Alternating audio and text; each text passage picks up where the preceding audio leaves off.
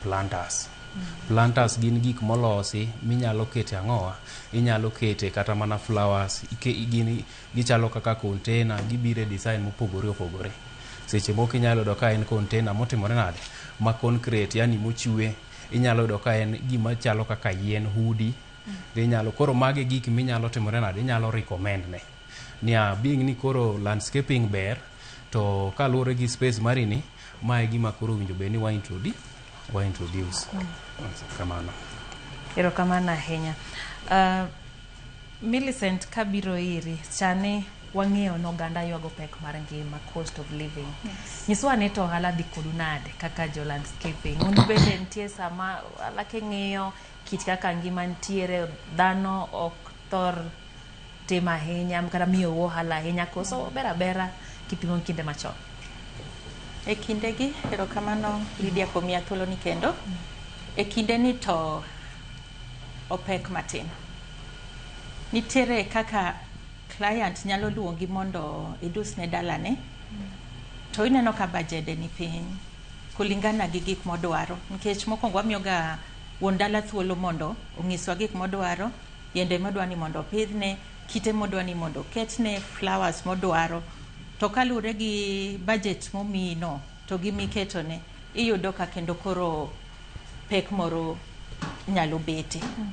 Koro kochopo kama endo tiketo kendo wuon dala ni piny, tiwacho kode. E yende ka nitiere options mopogore. Nitiere yende ma bechgi ni piny, ma affordable, nitiere moko ma expensive, yende moko be nitiere clients moko madwaro yende ma already grown. Ma en ikawe akawa gi tiende cha tidhi ti ipidho ni gewe mana ni en gima nopidh 10 years ago, to karo pidhe gi chieng' no endo. Odwani obed instant. Odwani obed instant. Yes, to en gimoro ma samoro expensive. Ma king'ise kamano to ineno ka pek nitiere. Koro en ga beta gi wuon dala piny tiwacho kode ma winjruok bedie e kakoka iyudo thuolo mar chako ne tijno endo. To gi kaka piny sani nitiere, yudo biashara bende tek. Ji mang'eny safa, awacho ni thagruok sani nitiere mang'eny. Ohala yudo tek. Inyalo kete online, sana mekwa gi watimo online marketing. Nikech en gimoro ma kiseloso dala kamoro kata institution moro, tigo picha, itang'o mondo jione kaka ochalo. To ng'ato nyalo kwayi ni bilos na kama ito an matek, inyalo miya budget to by the way odwaro mana gima chal kamano endo. Kori woya kode ma at least to come to one level mondo mi tijno endo mondo itim. Yes. Samu winjoru ma ibi level mare, bende nyiso ni ditiyo gi materials ma koro bechgi ni piny. For example, inyiswa kit yiende kata kit slabs miketo. Nitie pogruok in terms of bay? Yes, kit yiende nitiere. Nitiere yiende ma kikete compound, moko ma itgi dongo, kaka it maembe, ng'eno kao space maduong' kabisa. Alafu nitiere moko kaka surprise, jacaranda madongo kodhi malo kamaendi, to bechgi are very affordable. Ma ng'ato ok nyal lalamika sana ni nengo no mar yieno ni malo. Koro wanyalo dhi kode kuonde miuse yiende gi, monde no wuono winji, one to yier maberni. Nikech gin yiende moko ineno ni dwa chalore kaka ti, to nenge mopogore. Koro samori jakawe tidhi kode ting'ise ni kama endi. Kamano. Aero transparency no idhi kode embo ne kende. Odhi one kende. Kamano. Okay, onyiswa ni to hola chal nade korka kori. Pek mar ngima ji ywago. Millicent nyisowa ni nitie kaka jiwak matin, ok chal ka chon. Nyisowa ni king'iyo are ndalo corona nyaka ne donje ohala ni nyaka sani. Chal nade? So in ruotho gwedho tich lweti, yudoge pile. Sama in gi tich lweti, man already ruotho segwedhi. Koro gikora ka ng'iyo ohala gi sani, aneno ni kata ka uchumi ni malo kamano, economy opogore, but wachopo kuma kono ema wachome. Koro yudo ka jiriore weg properties, weg homes. Ing'eni samitimo a good landscaping e property mari, kidwa ni use kata idwa ni time wala moko, idwa reji obi rent, landscaping, the design mitime alworano be medo nini mar kari. Iwinjo. Koro chuno weg homes, weg offices gi everywhere ni kanyo te manyaka gitimre nade gidonje. Koro as much as economy ni malo, ohala no be nyaka giyie mondo watim. Erokamano. Jeff, inala dhiko inade kaunti ma Kisumu. Nyiswa ne to king'iyo kaka jong'ieo kata wuone udi, wuone apise, wuone kuonde ma dwaro mondo medosna gi alworago. Kit ka gimiyo ohala e kaunti no ma Kisumu. Chal nade kipimo e kinde machon? Lydia, ohala en gimihoyo. Clients sama watiyo negi ki dwaro a lot of understanding. And kendo gidwaro mondo ipim negi maber mondo mi ohala donje kindi kode nyaka ohala. Kuom sani tok dang' awach ni ohala ber ahinya en e diere kanyo. Nitie seche moko wayude, seche moko wakose, especially koro gima affect wa sani. Aparo ni bende weche mag elections gi. Clan sani odikore ok dwar golo tije gi e yo moro makare, but ok wanyal complain ke seche duto Nyasaye bende ok we joge. Wayudo ma watimo to mochung' bochung'. So ngima dhi mana mbele.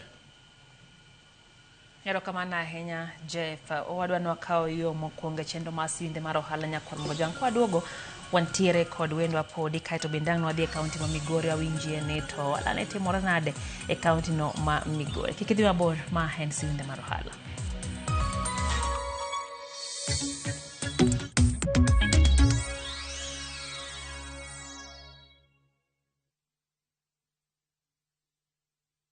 Dubai has a way of making everything feel bigger. One moment you're exploring the city, the next you're cruising through Dubai Marina at night with dinner and skyline views all around you. Then suddenly you are in the desert, watching the sunset and enjoying a barbecue dinner under the stars. It's adventure, excitement and unforgettable moments all in one trip. Experience 4 nights in Dubai with View Travel, starting from $1,180 per person sharing. Visit www.viewtravel.com or call 0703-254-254. View Travel. Dream, explore, discover.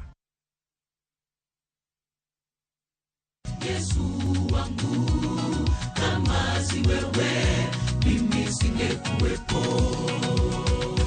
Erokamano ahinya jahera mar Injili ngima kuom kete chenro mar Injili ngima. Injili makelo ngima.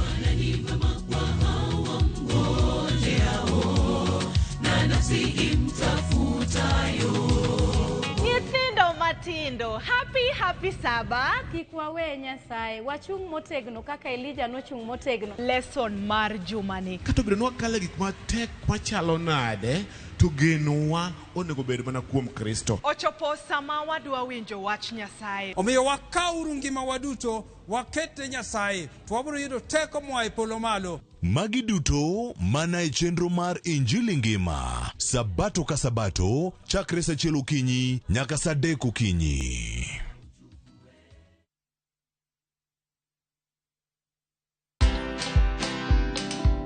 There is fear of failure and there is also fear of success. Now you'd wonder, why would anyone fear success? Why would you fear success?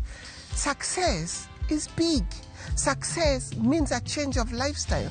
Success means you are in the public eye. Watch this story and more. Download the Citizen Digital app or visit www.citizendigital.com and find the Citizen Originals portal. Kenya's #1 app, Citizen Digital.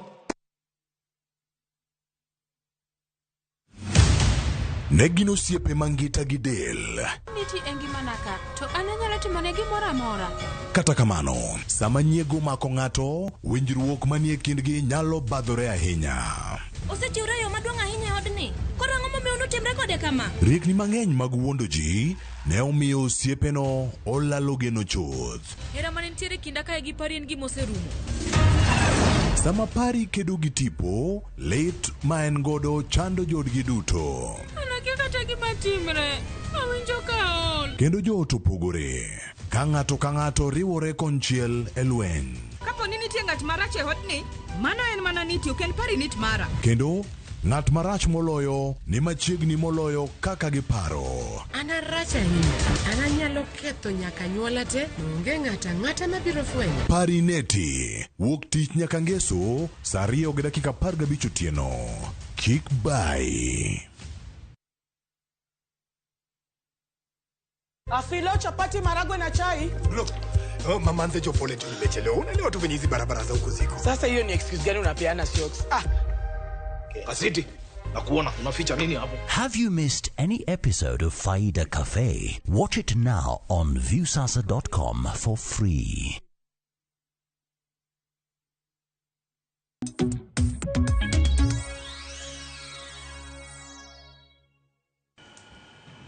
Machiegni kero nyakoro mgaji wang' chenro en siwinde mar ohala wadhi mbele gi twak marwa gi wendwa.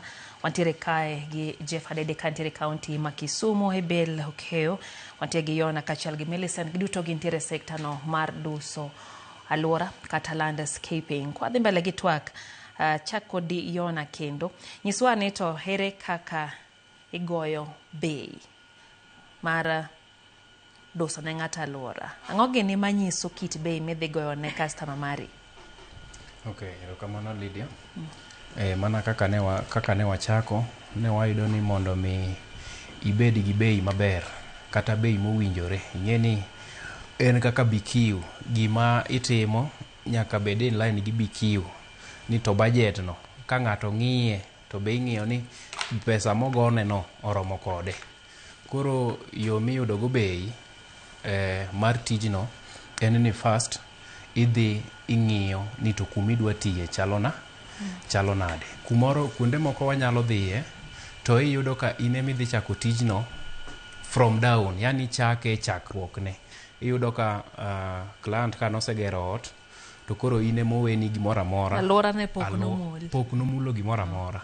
Koro ing'e ni mago ema determine bei migoyo, nikech alwora ma pok otimne gimoro amora tidhi yudo ni ibiro gi gik ma dwarore, nikech nyaka timne gimiluongo ni backfilling. Kosetimne backfilling to nyaka wakele level ma agree mayiere gi ot. Kanye mwadhi kwasetimo weche mag backfilling to koro wadhi timo gimiluongo ni leveling. Magi duto te wa include ang'owa, wa include budget. Koro iyudo ka okang' makamano kata siche makamago tiyudo ka budget mar client machalo kamano dhi malo. Lakini kidhi kumoro miyudo ni in koro gimodong'ni en mana keto lo. Kiseketo lo moko maber, moko ma dongo nini, ma facilitate growth. Mane ma koro idhi tikelo itero kanyo tichako weche ni mag landscaping. Koro kanyo iyudo ka budget mar client abilano en obedo piny kopogore gi kumidhi chako fresh. Yes. Mano bende pach Millicent, ang'o ma gini ma determine pricing kata nyiso kaka idwa go bei? Erokamano Lydia. Ne jowinjo waduto, landscaping ka en categories adek. Mokwongo nitiere ma fresh, ma lobno pok nomula gimoro e iye. Mar ariyo nitiere mar upgrading, mano selosi to dwaro upgrade. Oneno gimoro maber kamoro to dwani mondo losne ochako bed maber kaka kumonene noendo. Mar adek en mar maintenance. Maintenance en mana kawaida, kineno ka fence ni odwati moko yombre, nitiere kaka idwa maintain mondo obed level achiel. Koro en ng'ada seche te, like to say after wigi adek kama odwani mondo ng'ade yiende go bed trimmed maber.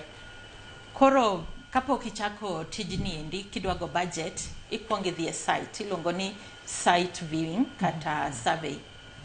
Idhi neno kaka kamidwa tieno chal, ka nitiere kite minyalo medo, ko nitiere ga mipango e walkway kama endi, ka already kitego nitiere ama onge chuni ni nyaka inyiew, ka yiende nosetiga kuro ama nyaka ipidh yiende manyien, ka flowers moko tuo amidwa ni pidh manyien. Koro magi duto ma determine the type of budget ma imiyo wuon puodho midwa tiyo ne niendi. To gi equipments mitiyo godo, nitiere lope moko manyien ma nyaki tim excavation mokwongo, mi level lono endo, koro mano dwaro ni mondo ikaw machinery madongo dongo ema mondo itigo kanyo nikech tiyo gi jembe samoro e puodho maduong' nyalo bedo pek. Koro kaka idhi site ne kaka lude kaka ibrogo budget mamari. Miwa kar equipment go gin tools mage muthoro tiyo godo ahinya ma ka onge to ok inyal tiyo tiji makare. Tools ma kawaida mitiyo go landscaping kato gina ma normal ma wantiere delni wa. Nitiere kaka kwer, nitiere rek, akia ni iluonge nango gi dholuo? Rak. Iluonge ni rak. Alafu to gi jembe, and then nitiere gi beti be watiyo godo kanyo, to gi gloves be nyaki bed godo. Gina tools ma kawaida ma wan godo e utewa. Ma pile pile. Ebel nyiswa ni to inang'o gine ming'iyo kapok igo bei? Nyaka kuonga tim site visit. Nyaka bi e site kanyo. Ang'e exactly ni tich mane ma idwa na tim ni. Koro kaluwore gi tich midwa na tim ni, dhi ng'iyo be gi equipments gi materials ma dhi dwaro. Ka ng'iyo ka gin materials mag tich matin, be idhi bedo matin. To ka nikech an atimo nyaka site leveling, nyiso ni nitie seche moko madwaro nyaka mashinde madongo dongo ka. Be idhi pogore dhi beda mano malo. Kamano. Erokamano. Jeff, kabiro iri nyiswa ni to kaunti ma Kisumu kuno kapo ni ng'ato dwaro mondo mi ilos ne alwora, ginang'o gini ming'iyo kapo igone bei kobiro iri? Lydia, engeni ndalo duto te clients gi, as much as ni inyalo gombo ni tim ne gimoro ma expensive, to en bendo nyalo bedo gi pacha moro. Mokwongo, landscaping ok en mar joma omeyo kende. Landscaping just need odwaro planning maber to gi mpangilio ma jaber. Because yudo ka ng'eny jok ma gedo oluoro timo landscaping nikech giparo ni landscaping en gima beche tek ahinya. For example, kwa bire wach nengo, to inyalo dhi e dala ng'ato titimo site visit, to in kaka designer kata kaka landscaper, inyalo gombo mondo itim na gik mang'eny kabisa mabeyo. But koro koduogo kar pesa ma en go, tibro yudo ka en gi pesa ma ok nyal accommodate gik moko te ma in igombo gi. Koro bro chuni mondo kik lose ohala, ibro duogo chien tipenje the budget ma en go. For example, anyalo miyi plot mar 50 by 100. To onyisi ni en gi siling 250 kata en gi siling 400 to dwa ni dala ne obed maber. Ing'eno kibiriembe nikech in bende giko odiechieng' idwaro hala, to client no en bende giko odiechieng' odwa ni dala ne obed maber. Koro biro chuni ni nyaka ipangne mana pesa neno maber kaluwore gi gik ma en go. Inyalo ng'iyo lo, tiyudo ka en gi lo maber, moko chuno ni nyaka ikelne red soil, then i-cut budget mar red soil no mondo idhi nyiew nego lum. Koro iyudo ka giko ne itiyo ne gi pesa ne ma en go, but oyudo gima ber. Ndalo duto te wach mar nengo no emiyudo ka chwanyo designers to gi client. Koro at the end of the day, onego bed ni client gi designer ome diere, then they find way forward. Koro to me, nengo mar tiyo tich okay a big issue to me because I will plan for you according to the amount of money that you have. Or I will advise you ni paka pesa nitin, tenyalo chako gi first ni, then wodogo tieke gi first ni. Koro kariu first ni gi first ni, to donge dala rumo to udak maber. Koro an mane kaka tiyo. Erokamano. Samoro ng'ato ng'i to winjo iwacho ni ja 200 kae pod samoro ok unya winjoru 50 by 100. Nyiswa ne to matin mogik minyalo kawo kaka jadus alwora rom nade ni ng'at ma samoro diber kod dwaro. To mamalo mogik misetimo je. Okay,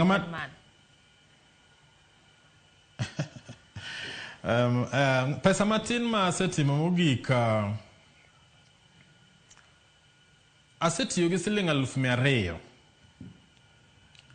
To 200,000 no iyudo ka nitiere kuonde ma otire to gi nitie kuonde ma odong'.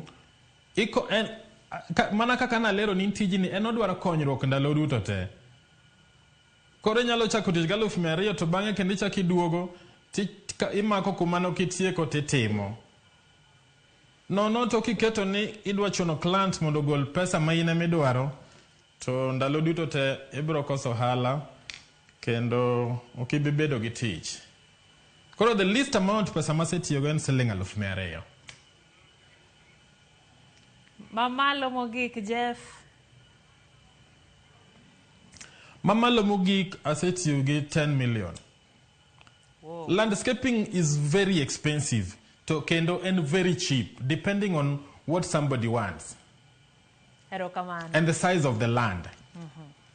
Erokamano ahinya. Erokamano ahinya. Jemano tachiel 10 million. Aparo winjo wa Miss Infros otim ni nyadhi itere kuma ne lokete 10 million landscaping. Erokamano ahinya. Wang'eyo ni lwedo pogore. Nitiere kuonde miluongo ni ute machalo ute kingi. Ebel matin mogik gi mang'eny mogik. Nyiso ni to in isewuotho nade? Lydia, matin mogik masetimo en 10,000. Kilimani ka. Kilimani ing'eni onge puodho maduong'. Onge tindo tindo. To jowagi be dwaro ber. Iduogo chuny jomoko ka. To gidwaro ber. Koro kioteri e square ne moro kanyo matin. Tiyudo ma otin. Amiya budget. Koro matin ma setimo mogik en 10,000. Maduong' mogik ma setimo ma pod amedo poka tieke en 2.4. Okay. Kamano. To mano atimo imbeta kuchicho. Ma pod odhi mbele. Pod odhi mbele. Wakwayo ni mang'eny mondo mi bende irange kuma Jeff nitiere cha in bende. Nyasaye ochwali chiemo. Millicent, nyiso ni to matin mogik nisetimo kata minya timo ne ng'ato rom nade? Matin mogik masetimo en 7,000. Na consider compound. Nen compound moro matin. To already no selose. Koro no dwaro maintenance. Nikech nen gi joge mane biro kanyo. Koro mano to nena na kar konyo. Mondo ka welo biro to yudo kakanyo ber. Maduong' mogik masetimo, asetimo 500. 500,000. Yes. Erokamano. Mana asetimo. Erokamano. Jonas, in matin gi maduong' mogik osegikany. Lydia, kwang'iyo landscaping, to wayudo ni nitiere landscaping ma client dwaro mana soft landscaping. Koro in such a case, iyudo ka bei bedo matin. Mano tiende ni nitiere joma wasetiyo negi, iyudo ka ng'ato dwaro ang'owa landscaping ma soft, to ng'ato dwaro maintenance, kaso koro ng'ato dwaro landscaping as a whole. Koro iyudo ni landscaping mane watimo ma soft, mano ema wapani wanyalo kwano e bei mwasetimo matin mogik gi 35,000. Mano landscaping ma soft. Kasto koro landscaping ma koro diversify, yani makoro ting'o gi te. En kuma ne first ne watimo soft mwapidho flowers, mwaketo lum, wapidho nyaka yiende. Kaso ne wa come to agreement nikech ne en kuma open sana. Koro along the wall bende ne wapidho yiende ma act kata manyalo kweyo yamo. Nikech ing'eni kuma open kopo ni yamo biro to nyalo kelo achiedh nade gi midhiero mopogore opogore. Tok mano, toka wachako hard landscaping, wachako weche madhi gi pavements. Wapango ne kabro, ma bende kabro nitiere to varieties mopogore opogore. Nitiere moko ma bechgi ne malo. Koro en mana ni i-confirm area, kasto koro itimo ang'owa. Koro landscaping mane watimo koriwore gi gimoro amora iye, to nokawo 10 million. Koro 10 million ne nyalore. Nen od ma ng'ato kadak kusa karo hala. No, ken od ma ng'ato dak. Nen kar kuma ji yude mor, kaka recreational places. Ne watimo nyaka, ing'eni gima ne kelo mano, kata mana nyaka fountain ing'eyo. En mana maridadi moro miloso. Moro makoro olore aola kanyo, mana en tich malach. Jeff, nyiswa ne to mar 10 million ni, nen kuma ng'ato dake koso nen karo hala? Actually, mano no ken kar dak mar ng'ato. Negin offices. Negin office. Kiwasko nogero a new office in Kisumu. Office no ntiere entiere ginene Lakeview Estate. Koro mane tich mano cost 10 million. Ne watimo gimilongo ni ground leveling. ne watimo backfilling, ne waketo maraming, ne timo compaction, mano mawuoye hardscaping. Then bang' kanyo to koro nwatimo cabro work. Cabro work no ne romo 9 square feet maduong' kabisa. Then koro kane waduoge softscaping, ne wapidho lum, ne wapidho yiende mopogre to gi maupe. Koro yudo ka ne en tich mane lach kabisa, to gima nodhi gi pesa maduong' ahinya ne en hardscaping. By the way, a landscaping gima dhi gi a lot of money, pesa mang'eny ahinya en hardscaping, because hardscaping yudo ka dhi gi a lot of materials. Koro mana timo maduong' mano cost 10 million en offices mag Kiwasco. Dala madil gi pige tema ji modho Kisumo. Erokamano ahinya kuom keto lerno. Ng'eyo ni nitiere jok ma samoro kowinjo to ne ginyalo buok ni to kare ma en wach matek kama, to mano na ofis sirikal. Iwinjo ka Millicent bonyisowa ni nyaka kuma ng'ato dake mana moywe maber kompone moro matin notimo 7,000. Koro kik iluor nyakorom Gajwang' mar yudo thuolo mar dak kama ler kamondisore.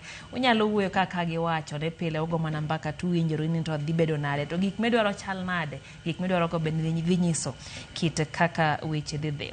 Wadak e kinde ma samoro itiyo ne ng'ato dichiel, Millicent, kae to bang'e ok ichak inene. Ang'o mitimo mano ne retain clientele magi? Erokamano Lydia kuom penjo maber noendo. Asetiyo ne clients mang'eny. Tatimoga follow ups. Gima timo maduong' en follow ups. Kang'e ni obeto ni lumbi moro, to koth diere no en diere koth, to lum loth piyo, nyaka go ni e simu mara penje ni to compound chalo nade. Nyaka ng'iwinje kong'isi ni sani taneno ka lumbe gi achiegni luongi. Koro gima duong' matimo ka en follow ups. To kaka institutions, corporates, aeroga ni mondo an awuon adhi talimo kaka chal, aneno gi wang'a. Yes. Aero kaki unajituma hiyo kwa mondo inbendi. Bel chal nade korga kori? Ere kaka ineno ni samori tiyo ne ng'ato to okowe lweti? Gima natimoga sama andiko quotation ne client, kawagoyo mbaka tanyise ni bang' project an gi period moro ma is a grace period on my end. Mano ma amiyo client atimo go site visit. Mano waketo cha. Ben githo. Ben githo koso ben go ritgi. Kendo nyalo bedo maber to samoro. Marom nade? Sorry? Period marom nade? Kinde marom nade? Luwore gi tich. Okay. En kech kinyisa ni abiro timo ni aloko ni lum. Wagolo Zimbabwe grass, waketo Pemba grass. Kase pidho Pemba grass no, abro mi thuolo mar 28 days. Okay. 28 days no, abro biro once a week. Ka timogo follow up ni to jok mani kae gi be giole pi. To be onenwa winjore ko atimo weeding. Mano te akete quotation before work. Okay, customer service. Okay. Donge koro be kwa winjore kode ko wacho ni an gi joga kachacha. Then advise accordingly. Koro mae ni bro timo.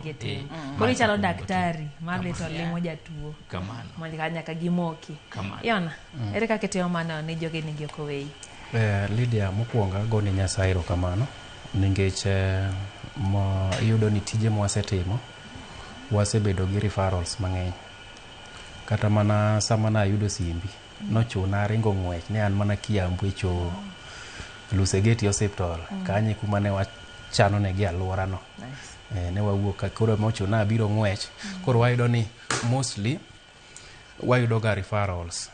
Ma gimomiyo ma timore en ni aparo ni wa consult ga customers. Kopo ni wasetimo ne landscaping maber to ok warit ni ene momanyowa. Wan wago simu achiel kachiel to wapenji kata mana within 1 week wapenje ni to koro lum no osechako timo nang'o, to flowers go inene nade. To kata mana out of expectation sama no okopar tupo mana kwasetimo site visit.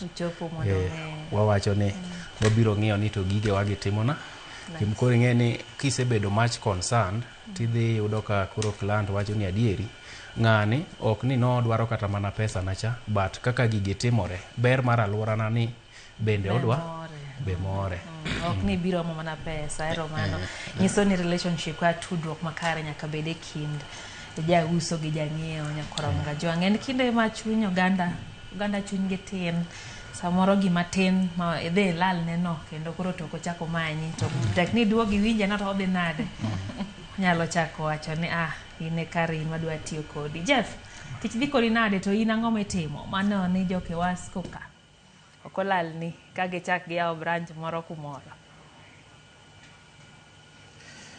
Mokwongo adwoko erokamano Lydia.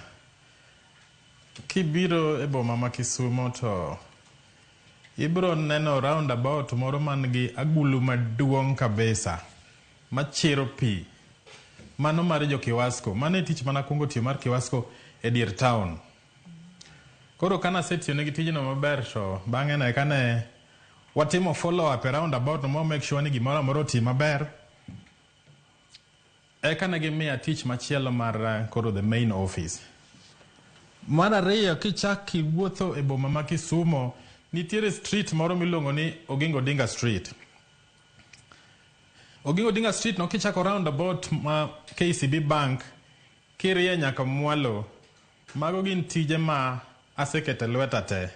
To ndalo duto te wa make sure ni kwasetimogi to watimo maintenance margi by checking them from time to time. Ing'iyo ni to ang'o mokethre, ang'o motimore. Gimomiyo watimo kamano, wadwaro ni wa keep our clients. They remember you. Makata ka nitie ng'at machielo customer moro machielo mo approach gi to iyudo a referral machiegni. Ka to kiwe mano ndalo duto te an delni te masetiye. Almost 70% margi awega joga as a caretaker kagitiyo kanyo. Abedo gitudo gi wuon dala, then aketo joga to koro gitimo maintenance kanyo anda chudo mar wuon dala. Koro abedo gi tich mayot nikech iyudo ka joga go most of the time gigochona ka nitie gimoro mokethre marach. Koro that is how mane kaka aketo contact mara close to clients ga duto te e alwora mar Kisumu, Siaya to kod Homa Bay. Erokamano ahinya. Jeff, Trogen Services mage kata chenro mage ma yuani yuto ahinya kigoyo wang'i gin kit tich mage ma thoro kelo ni yuto? Come again, no I penjo kendo. Apenjo ni gin kit mag ni miyowa types of landscaping kaka inyal tim tije mopogore opogore. Gin mage ma thoro yudo ni yuto ahinya ma bende king'iyo to atamalo maduong' kata percentage maduong' mare makelo ni yuto mathoth molo jowetegi. Anyati alora no manyanza. Ing'e ni landscaping ka ntiere tieng' gik mang'eny. Wan gi leveling, wan gi drainages, wan gi pidho lum, wan gi pidho yiende. Koro ok dang' awach ni ntiere moro makelo yuto ahinya moloyo wadgi. Because at the end of the day ka ng'iyudo ohala, to en ohala momakore kumoro achiel. Koro en jukumu mari mondo wang'i mi i-balance gigi te to giko ohala kitiko tich tibro yudo ni mae profit madongo kase chulo joga ma chulo nyaka suppliers maga. Erokamano ahinya. Yona gin kit chenro mage mamiyo yuto ahinya king'iyo sani wacho ni untie Kiambu. Dibed ni gin ute, ofise, kuonde serikal koso gin mage mamiyo yuto ahinya? Okay. Lydia, gima dwa wacho en ni kuma wanyalo wacho ni miyowa yuto ahinya. Ing'e ni sani Kenya ka kila ng'ato ywak. Koro yudo ni ji nobiro gi slogan moro ni the rich also cry. The rich also cry. Koro by the time seche moko inyalo dwaro mondo itine ng'ato tich maber mana kaka owadwa Jeff ne wacho. But eto koro maino ne oketo mar di ineno. Koro maino ne ng'ama kamano yudo ka seche moko wang'iyo mana kaka wadhach kode but eto odwaro mana ni ohinyi. To but at the end of the day pod odwaro ni mondo deliver ne tich maber. Koro mage yudo kaka challenges mwayudo e ute mag joma koro nitiere gi homes. but koro iyudo ka maybe ka watimo projects madongo dongo machalo kaka institutions, hospitals, schools, iyudo ka kanyo koro ing'e ni en gima udhie agreement to uchanel gimoro amora piny kaka tijno idwa ni mondo tire e yo midwaro no tiye godo gimoro amora midwaro ni mondo timri nade iketi. Koro idhi yudo ka in a situation ailano tiyudo ka maybe kata ka nen county government gisego budget gino, koro gin gi allocate ni mana ng'owa, gi allocate ni mana pesa to koro itimo tijno. Opogore gi mitimo koro ka ng'ato wuon, ng'ato nyalo dwaro gima ber but ok ni yuto tin, pesa to en ga ena. Meleza, bedo nade korga kori, ere kume ithoro yute ahinya, en ute ji koso apise? Kuma thoro yute mang'eny ahinya en skunde gosiptende. Okay. Nikech utewa mawadake to ok luongie pile kaka skunde. Ng'eni skul en kamoro ma nyithindo ng'ato mi nyathine mondo bede compound ni koonge. Koro samo kelo nyathine no to expect ni nyathi nyaka beda kamoro maber nyaka rite.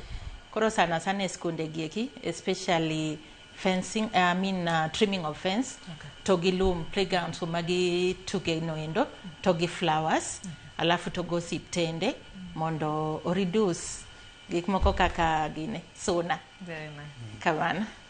Chenro mage mami utainya ibe? Erokamano. Ana sana en mag ji giwegi dala. Nikech mana kaka nyisi kaka timo tijano, kasetimo to abiro site visit ensure ni gini wendo kobiro adwa nonene kaka nene, en gimoro malong'o molos maber mochanore. Client ni miya referral, aya client ni ng'eny clients gin jogedo meka. Koro sama en bodhi e kambi machielo kocha cha utiyo kocha to owuoyo gi client nene ni kambi makama Bogania ematimnade obioti ni kai landscaping ok be disappointing kamano. To kamano ahinya wadwani koyo machielo nyakorom ga joanga waduogo gi twak marwa mara doso alora pod wantie ka gi wendwa poni nitiere kod penjo wantie kacha live Facebook Ramogi TV ke imbui ma X pero wantie Ramogi TV Kenya mbui mar YouTube duto nyalo chwale penjo mari kata pachi potenre kod ohala madoso alora koyo matin ma en siwinde mar ohala kikidhi mabor.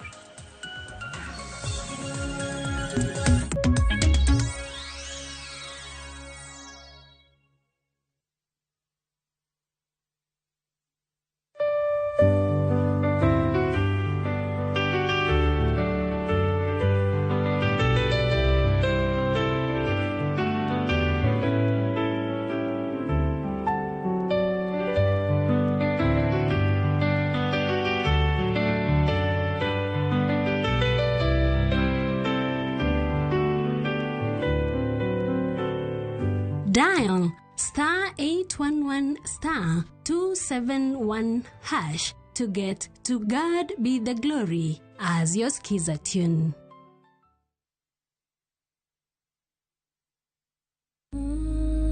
E gweng' kama nam chiwo ngima, ng'at achiel ema chiko gik moko duto. Anyuola mapalo ganyuola, ok en anyuola, en balo. To balo en chuogi. Sama jalupo kedo gi ruoth, onge mindni, bondo, mana winjruok.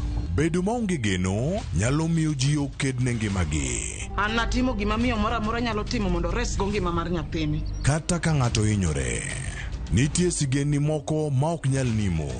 Nambe winjo kaluonga, onyalo nega.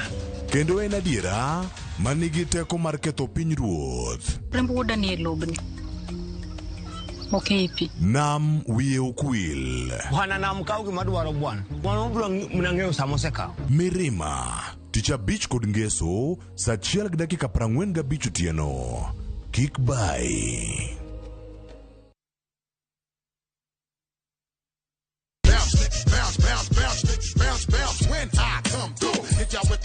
Nyithindo, ikri ne mor koda mor momedore.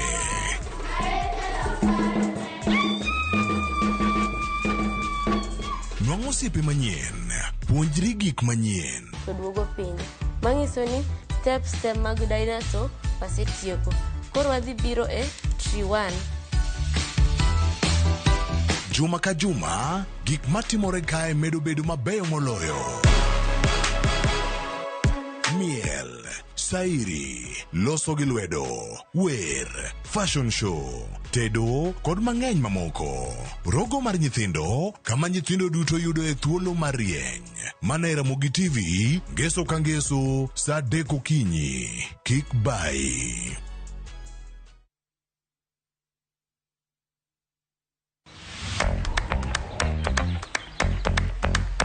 I'm so excited. Leo tuna celebrate Amani.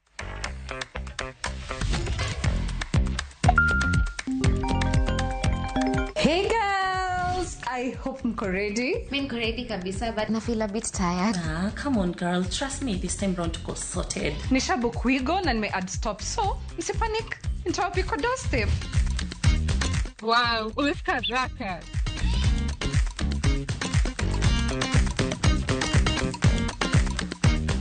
Cheers! Dere, thank you so much. Have a good day. When it matters, Wigo. Download the Wigo right app now on App Store or Play Store. Powered by Citizen.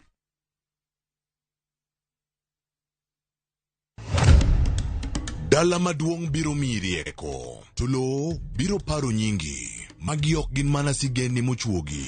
Ochok gi e buru mar yorewa, weche makwerewa ne okuodho.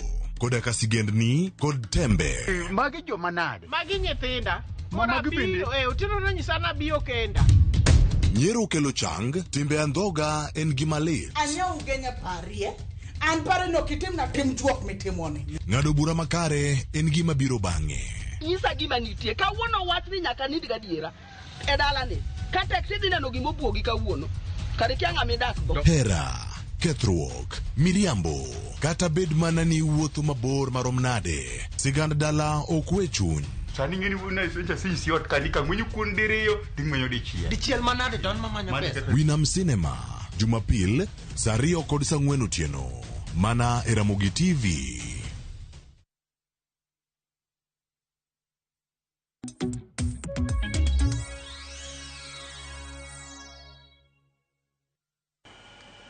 Chenro en siwinde mar ohala Mbakoro Monyakoro Mgajuang kapod wantiere kae gi wendo. Wantiere gi Jeff Adede kantiere kaunti ma Kisumu e Belokeo, Millicent Olal kachiel kod Yona wantiere gode studio kae.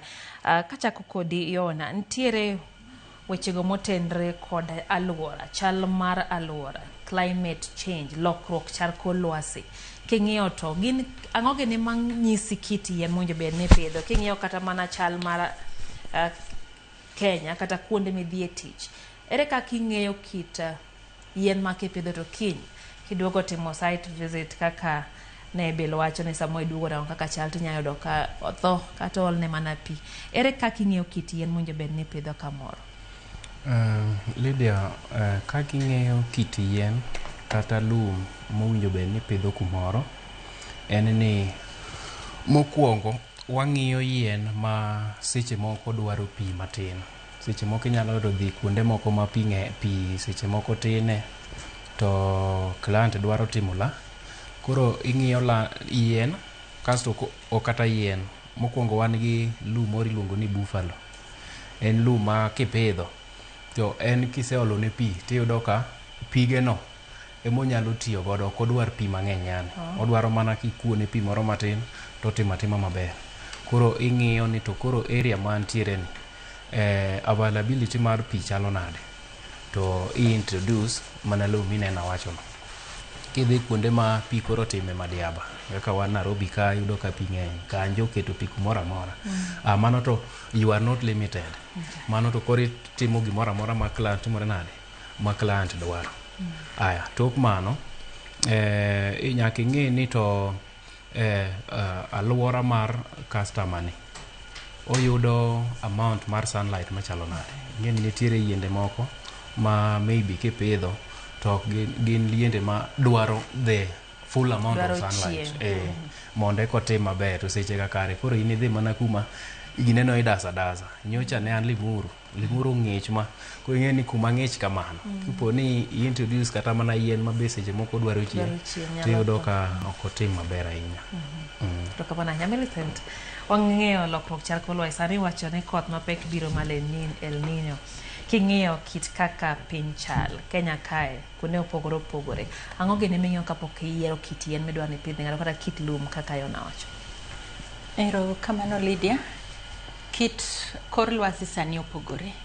Nitiere diere ma koth biro no mang'eny kaka sani wachre ni El Nino biro, nitiere diere oro kaka sani wantiere oro, to wantiere gi yiende mopogore, nitiere manyalo survive kata e oro no endo. Ineno anena ka en green, nitiere yien moro miluongo ni kabaka, ite dongo kama endi, kata diere oro tineno anena ka ite ego kodong adonga kadongo kamano, to very green. Gichalo ng'owo ma ok tuo no endo. Alafu nitie yien moro mar nim chande, nim tree, mano endo be nyalo survive e oro. Koro gini nya pidho e kuonde motuo. Koro mane kaka watiyo ga all the types of yiende kata kaka jacaranda giri, mango tree, yien ma embe be pok aneno motuo molokre. Embo beautify dala to golo fruits. Diere koth ogolo fruits go eko to kata diere oro it still survives maber. And then kochopo kor kalum koni wantiere gi Kikuyu grass, wantiere gi Pemba kod Zimbabwe. Koro gimoro kaka Kikuyu grass to ero kuonde mang'ich, kuonde ma koth ohero chwe, kaka pinjewa mag kuonde towns mag Eldoret kata Nairobi kaendi bende Kikuyu grass no timo maber. Kamano. Ebel, in bende gole pachi e wikit yien ang'o gene ming'iyo king'iyo lokruok chal kor lwasi masani bende bedoe kaka jadus alwora, ang'o gene ming'iyo kapok iyiero kit yien kata kit lum mipidho ne ng'ato? Ero kamano Lydia. Ne jowinjo ka poka keto yien kata kelo plant maua e site, sama biro e site visitation cha mane kuma wang'iye gik mang'eny. Mokwongo nyaka ng'i kit lo man kumiora ini site ka. Namba 2 nyaka ng'i chieng' amount of sunlight gi direction kako ringo. Nyaka ng'i ni to kacha cha en tipo koni en chieng' throughout, mano nyaka ng'i. Nyaka ng'i drainage kod availability mar water. Nyaka nyal recommend kata kel yien moro madwaro maua moro madwaro pi mang'eny saka sa to en kuma otuo. Ng'eni wang'iyo sustainability be ni to gima waketo kanyi en gima dhi bedo manageable for a long period of time, mane meet landscaping. Koro mago factors te mabiro wang'iyo mondi. Kase ng'iyo eka recommend ni adwaro yien kata maua mane kama. Ero kaka paro opogore gin kata penjo chal to poda penjo ni na Jeff bende. Jeff, nyiso ni alwora ma Nyanza ang'eyo ni en thothne obedo maliet. Yien na benda mi puoch gi paka ne wacho gi Ngodinga Street en kuma ondisore ahinya, en tich makare ka mano lweti tadieri tiyo tich maber kendo ami puoch gi pak. Nyiso ni tang'o ming'iyo kapok ikawo yien mipidho. Wang'eyo kaka kor lwasi chalo, ginang'o gine ming'iyo kapok iyiero kit lum midhi pidho kamoro?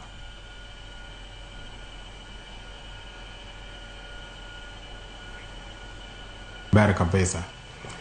Mokwongo tik wang'iyo alwora mar kuma watie kaka chalo. Kapok asudo mbele Lydia, nitie gimoro ma customers ma watiyo negi timo mabe ng'enyne watemo geng'ogi e timo gik moko abilago. Nikech ing'e ni customer nyalo bedo ni en Nairobi to obiro Kisumu en gi kama odwa nolosne. Tiyudo ka o prefer ni ogol plants from Nairobi mondo okel Kisumu. To most of the time ok wadwar ga mano because iyudo ka Kisumu, Nairobi, most of plants mipidho kanyo en en kuma ng'ich. But kiduge alwora mar Kisumu tibro yudo ka en kuma most of the time chieng' ng'eny kabisa. To en kuma liet. Kato Kisumu nigi black cotton soil, en lo marateng'. To en lo ma okinyal gorigo. You have to adapt, nyaki dhi mana gi lobno, iti kode kaka en no, without gorruok kode nikech gorruok kode mendo ok ibi nyalo. Koro mondo mi ibed successful ma gik mipidho e alworawa mar Nyanza ka ti maber, all the local plants te mipidho, they must just come from within Kisumu, Siaya, Homa Bay area kuondego. Kipidho plants go tibo yudo ka giti maber nikech gin plants mong'iyo gi alwora marwane. Dier moro natiyo ne customer moro to koro oting'o plants mang'eny kabisa, owuok go Limuru. Takone ni gigi, they will have a problem at the end of the day. Kaka nokelo gino, almost half of them nene gi problem kech nogolo gi kuma ng'ich kabisa to kelo gi environment maliet. Koro most of the time atemoga mondo watigi the local plants ma wan go within, not unless okoido mwadwaro eka koro wanyalo kawe mabor. Then wan gi gimiluongo ni professional landscape designer, kata wan gi ng'at miluongo ni gardener. There are two different types of jogi gin jok mopogore. Koro nyalo yudo ka gardener en odwa no advise client kama, to professional landscaper bende wacho kama. Koro at the end of the day, ibro miyo client ni, can you choose whom you want to work with? Ng'ama idwa ni tigo. Idwa tiyo gi gardener kosi idwa tiyo gi professional landscaper. Koro kanyo mido ka chochni wang' bete to clients ting'o maua to wuogo Limuru to dwa ni pidh ne Kisumo. Koro I encourage ni watigi local, depending on the environment, liet makanyo gi ng'ich makanyo. Erokamano ahinya Jeff. Bende kaduoge studio kae, Abel nitiere wechego bende motenre kod dwaro mar client ni wacho kare ni samoro client dwaro ma to in bende iserange maber kaeto ineno ka ma to ok dhi tiyo. Kopogore gi bedo ni nyalo miye paro makare, gin kit yien mage ma samoro inyalo wach ni ng'ama ok nigi nyalo mar gik samoro bei ahinya nyalo chako godo. Eno ka moko kae wacho kanyo ni gidegi her mar chako, to migi anena option moro man piny, bei moro moko kit yien moko kit lum moko ma samoro bechgi ni piny.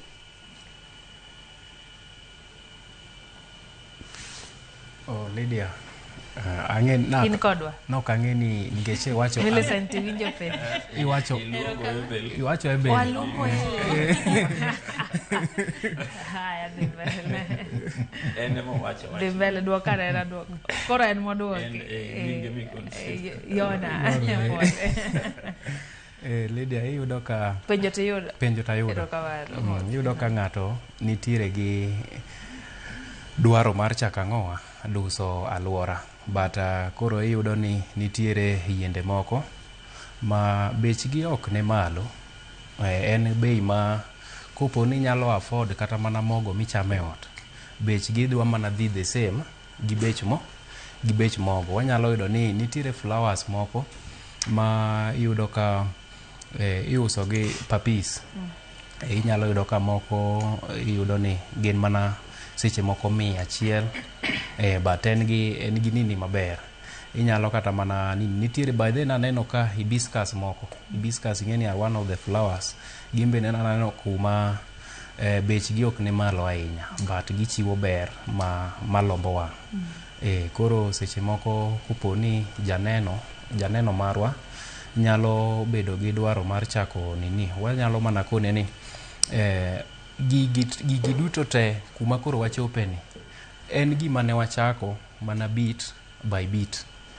Kata nanyalo paro kane wachako weche mag landscaping, idhi yudo ka maybe iwinjore gi client, to iyudo ka client osemi budget. Koro budget momiyi no ing'eni pod wanyalo advise ni ineno pesa michiwo ni pod mana pesa matin ne nyalo timo gino gimidwaro no. Koro iyudo ka udhi to yiero yiende ma are cost friendly, kasto koro utimo wach machalo kamano. Ni ng'ama dwaro chako landscaping eto ok gima tek. Wanyalo paro kane wandala ineno tie yien siling 10, mage mwasedhi wakawe chiro to wariedo gi e line. koro kochono nyaki bed gi omenda modhuro ahinya. Millicent, ntiere weche motendre kod rito alwora ma bende wang'eyo ni achiel kuom midhiero ma wantiere godo en soil erosion kata kethruok mar alwora. Yudo ka koth chwe to lo dhi. En thuolo mane ma doso alwora nego mar bende konyo e bero alwora marwa? Okay, nitiere weche mag soil erosion, kethruok mar lowo gi dholuo. Koro nitiere gik miluongo ni gabions ma iloso. Inyalo yudo ka puothi kamoro samoro barore diriyo kama kara oula moro wuok ga kigede wi got. Oula wuok gi wi got malo kucho to luo maybe tir mar dalani kanyo endo. Koro keto bugo moro kanyo endo ma pogo karibu dala diriyo. Koro yore minyalo go endo inyalo keto gabions go ego. Ma gabion to sometimes nyalo bed expensive ne ng'ato nikech dwaro sing'enge, dwaro simiti, dwaro kite to gi kuoyo bende. But nitiere gik moko kaka ogaka, nitiere tuoro, nitiere yien kaka eucalyptus kata cypress mago ywayo pi maber to mako lowo motegno, koro miyo lowo bendo luore. Nitiere yo mapek gi yo mayot. Nitie ariyo ma ng'ato nyalo luwo. Koro in miyiero yo mayot. In emiyiero yo midwaro. Ibel nyiswa bende kotenore kod rito alwora. Wang'eyo ni duso alwora kata landscaping nitiere kod thuolo mar bende konyo eneno ni alwora obedo makare kata geng'o midhiero. Ere yore ma ogeng'o godo midhiero mikelo kod kethruok mar alwora? Erokamano. Mana kaka nyaminwa osewacho ka, wang'iyo ni plant mane ma wadwaro kama chal nade. Kaka kwawuoye soil erosion, nitie plants moko ma chalo creepers. Gin koro gidonga donga e wi lowo ka. Ineno ka wind erosion kanyo gigeng'o. Luore, chalo kata gi lum be. Ka pidho lum, kanyo nyiso ni lowo makanyo otimore nade, ok nyal bedo eroded. King'iyo drainage system be, ka develop maber e garden, to nyiso ni ageng'o soil erosion. Kamano. Jeffin bende nyiswa kotenre kod loso alwora. Thuolo mage ma landscaping kata doso alwora ntiere godo mano ni ogeng'o midhiero mikelo kod kethruok mar alworawa, ma bende achiel kuomgi wasewacho e studio kae, mano soil erosion kata mana geng'o bende samoro yudo ka nitie yiende ma kipidho dala to samoro kata yamo biro to igeng'o yamo kendo yamo ok nyal pok ofwalo ni wi tado. Erokamano Lydia. Soil erosion mondo mi wadilgo geng'o lowo maringo sama koth ochwe matek, wadwaro drainages mabeyo. Drainages gin kuonde ma ka koth ochwe to pi ringo bire to collect pi together to otere e direction mawinjore. Koro number one, wan gi gimiluongo ni gabions. Gabions will help in preventing soil erosion. Number two, we have one French drainage system. French drainage system en maringe buo lowo. Nitiere kaka pige go bedo collected, then gidonjo underground mar lowo, then koro wan gi drainages mamalo. Kato gima kendo nyalo konyo sana nikech yudo ka kwatimo landscaping, leveling really matters a lot. Sama itimo leveling, nitiere kaka nyaka imi lowo no slope ma sama koth kochwe to ok iyud ka pi chokore kumoro achiel. En ga tim marach kabisa ni isetimo landscaping to koro ka koth ochwe tiyudo ka gichokore kumoro achiel. Nyaka consider sama itimo leveling mar lowo, ti direct gi i-channel all the waters pi tetete malware loka gidhi e right drainage kuma ne kunyo cha to gichokore kumoro achiel to giringo to gidhi. Mano bro prevent soil erosion kendo koro biro rito alwora mar kuonde miseloso maber. Nikech parni nitiere plants moko mabe ok ohero pi mang'eny. En odwaro mana little amount of water, pi matin kabisa mar miyo dongi. Koro mondo imi plant no tich mayot, sama koth ochwe nyaka imae pige go te to gidhi e drainage. Mano ibro konyo alwora mar kuma iseloso to bro bedo kuma ber ndalo mang'eny. Erokamano ahinya Jeff. Bende dwokwa e wi kit yiende manyasani. Wang'eyo ni nitie yiende moko machon ma samoro kata sani pod unyalo tiyo godo. Nyiswa ni to be nitie yiende machon ma sani pod itiyo godo to gi mago manyasani ma bende utiyo godo. Samoro ng'ato nyalo dwaro ni en odwaro mana motesin indigenous moko ma nyadala machon ka ki compare gi masani. Nyiswa ni to magi mutiyo go sani ahinya, to pono ni ng'ato nyadwaro bende pache nyise ni nyachon cha emodwa no kete alora mare bedo nade? Ingene yende manyachon go gin idendo gini indigenous trees. Most of the time iyudo ka gin ipidho gi e forest, kata kitimo landscaping e compound maduong' to bro chuni ni nyaka ikik indigenous go to gi yende manyasani. But ka in gi compound matin to seche moko nyalo limiti miwe tiyo gi indigenous koro itiyo gi yende manyasani. For example, yende watiyo go manyasani iyudo ka sani ka client kosegero wall ne to odwano pidhe na yien koluwo wall koluworo. Tingene walls go nitiere types of yende ma kipidho kanyo to at the end of the day nyalo muko wall no, to kata nitie yende ma kipidho kanyo to gin wall friendly. Koro iyudo ka yende manyasani machalo kaka royal palm, machalo kaka Christmas palm, machalo kaka alkeria, mago are wall friendly. Mago yende manyasani mwatiyo go e dala ma they don't gionge effect mora mora.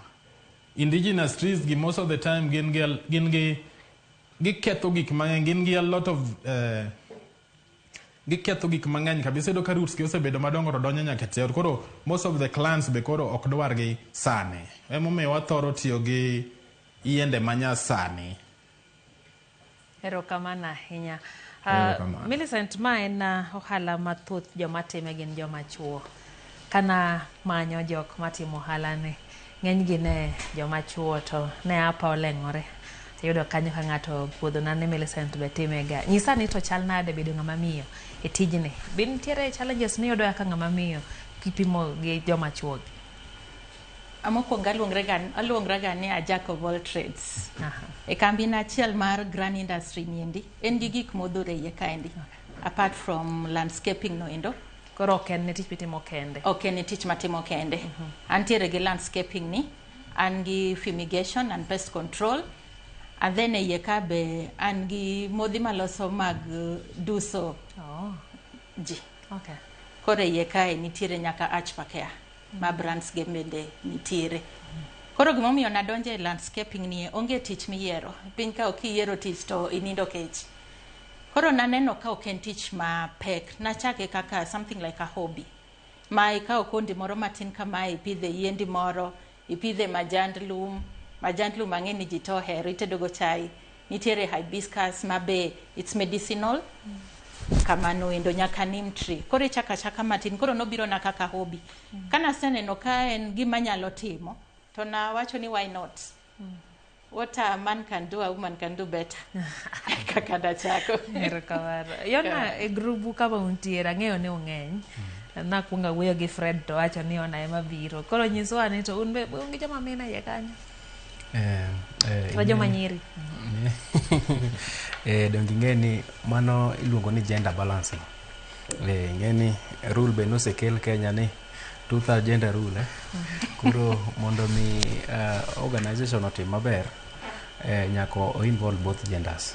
Nikech inyalo yudo ka kumaro nitiere makoro ng'ama miye minyalo oro mondo odhi otim ang'o, odhi otim tich makanyo. Seche moko be dwaro ng'ama, koro nyaka wa involve both genders mondo mi migawo otimre maber.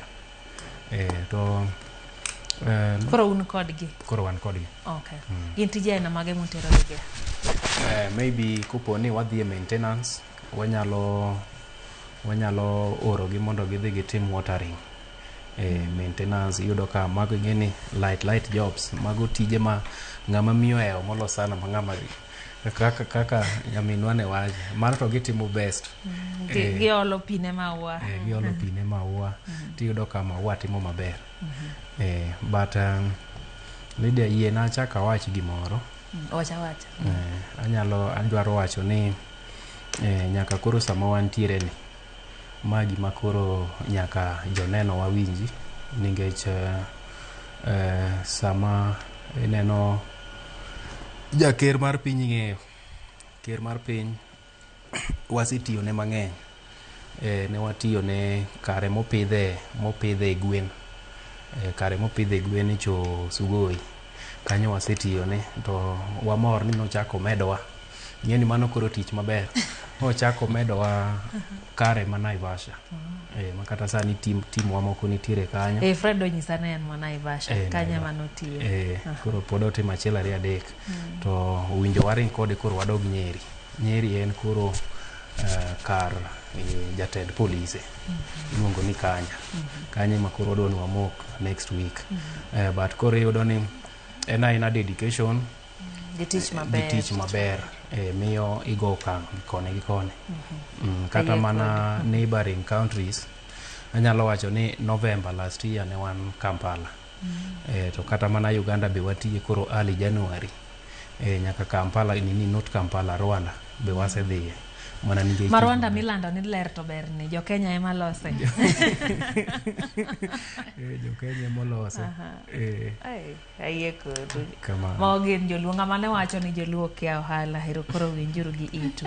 Jaluo timo nyaka liwa export nyaka Rwanda gi Uganda. Hero kama na ahinya kuom wacho mano. Nyiso ni kit tich nyakora mgajwa magitimo gin tich maber to bende kit oganda mwakilo mar goyo mbaka ka iwinjo ni ok gin ji ajia wan ka gi joma tiro jatend piny.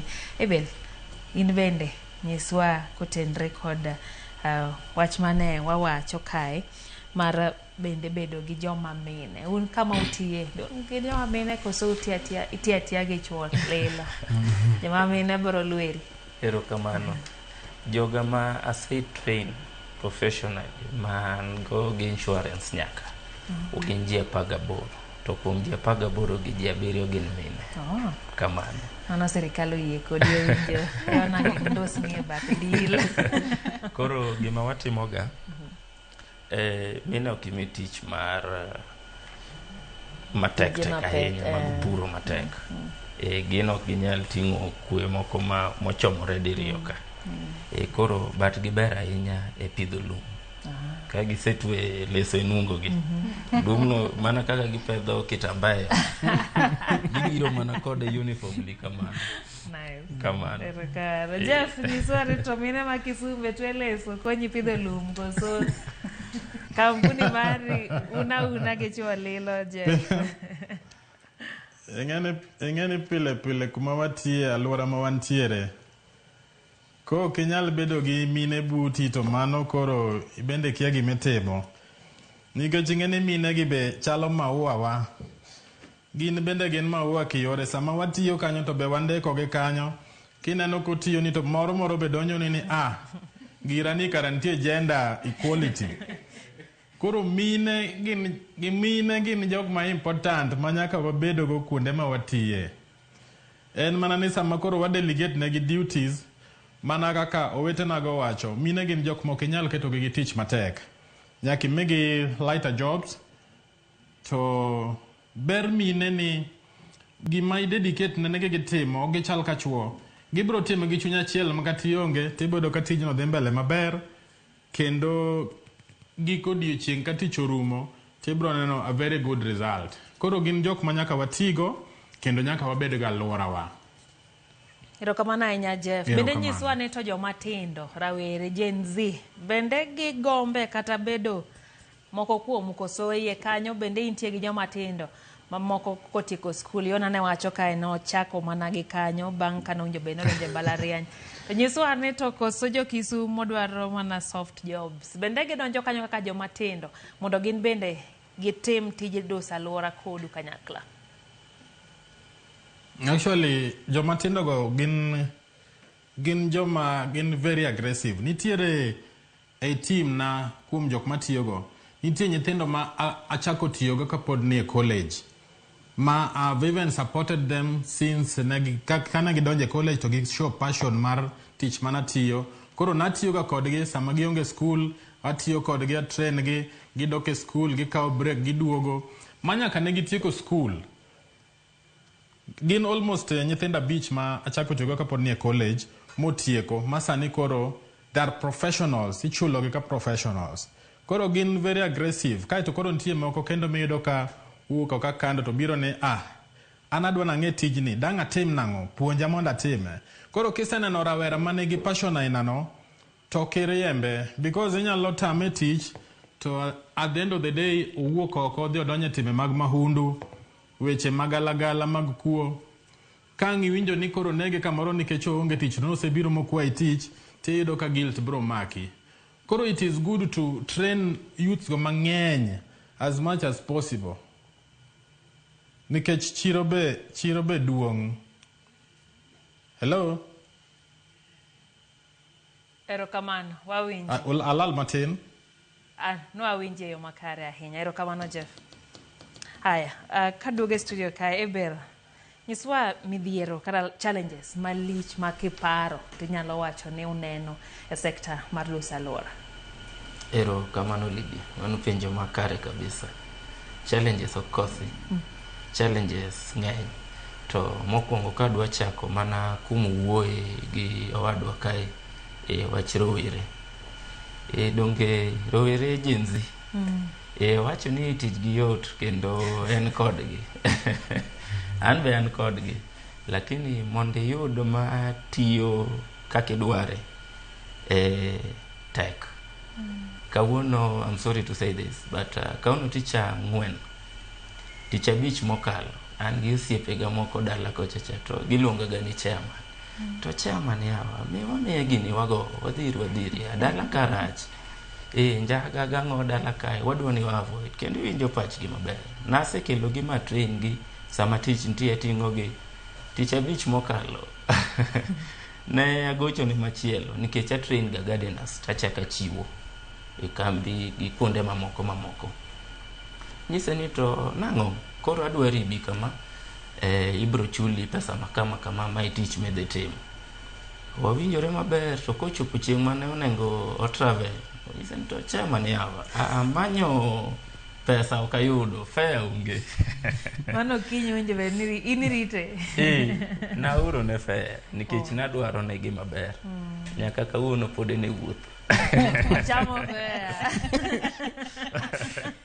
Ochamo fare. Nen wuoyi. Giwacho ga ni nene machamo fare. To mano ng'ata mar ariyo. Koro it's a challenge. Same Odel. Kwa duogo e tich ka. Challenge biro client gochoni. Onyisi ni an ruiru. Adwa ni tim na tich makama. Mokwongo nyaka accept tijino. But chien kachacha kapoka bedo gi kaka time sani, it was a bit hectic. Atiyo gi pesa na mondo adhi e site visit. Sama atiyo gi pesa na no nyiso ni atiyo gi muda na be. Kwa wabiro agoyo mbaka kodi to en be oere ni en mjuaji. Owuotho gi ng'ate ka. Koro winjo kaka an be akelo pacha ka wanyalo timo kama kare. Gindiko mana e memory margi.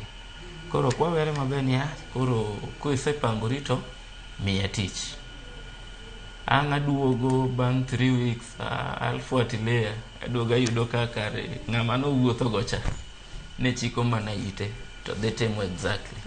Koro ing'eno timo consultation kuom anono. Ta nakao thuolo na natiyo gi pesa na mondo adhi e site. Omiyo mano gima natimo e kambiwa mondo adhi e site visit. Nairobi kod alwora mare. Anyisi ni imiye down payment mana mar 5,000. Pesa ni okolal. Seche mwasewinjore te, miyie ni kora chak tich, pesa ni akete total cost, koro wabro deduct. Mane kaka... To ka ok wawinjore? Ka ok wawinjore to donge nabiro e site, nitimo consultants, donge podi chula chula. Koro either way. Okay. Mar ariyo, ka timo kamano, to athego go clients man serious. To kod moko ma chalo mana wachecha. Koro man committed, they have no problem. Gioro pesa, timone gi kako winjore. Kamano, nikech en owuon, emobro chako gi ng'ama chielo. Koro mano be nosebedo challenge to ne ang'iyo yo mane amanage. Nagoni ni mos ahinya, mago ni tiyo mabe. Mar adek en delay in payment. Client neno ni kambi duong'. Kinyalo timo tich maduong' kama, inyalo timo leveling, mipidh lum, mitimo ang'o, to oneno ka in gi jogi mar tich, client neno ni tijeno emitimo kaka kambi. To samoro an gi kacha ni kama chielo joga gi apogo. Indhe ka. Koro client ni odwa ni tim ne 100% ni en obro chuli bang'e. Ma contract na to ko yie na gasa ma wawinjore. Ng'enyne atimo ga 60-40%. Ikwongi miya 60% to 40% watieko bang'e iwinjo. Koro it has been a challenge as when to a client moro ma en very relaxed. Tijno nyaka tima kambi ni maduong' ne ti abro chuli. Haya itimo maber. To lum to senyaka moko. Itimo maber. Koro mondo chuli ineno ka delay moko ni kae. Ang naduogo giri gi penjo moro kanyo. Kapok aduogo Jared Otieno. Wacho ni bel chairman I can see. Ageno ni oko chamo fair. Koluongi ni chairman taparo kaka wacho ni giluongi ni chairman. Koro chairman kose oro fair to ok en gima kare. Watemuru mondo ka ng'ato choro lwete to wan bende watem korka koro bed makare. Ilo sent gin challenges mage, midhiero mage mikadho kata mineno e ohala ni kaka ja ohala. Kaka johala nitiere challenges modhuro e ohala ma watimo niendi mar duso laro gi delniwa. Mokwongo kasega dhir customer ma wawuoyo kode ma wawinjore taduogi office andiko gimiluongo ni invoice taorone.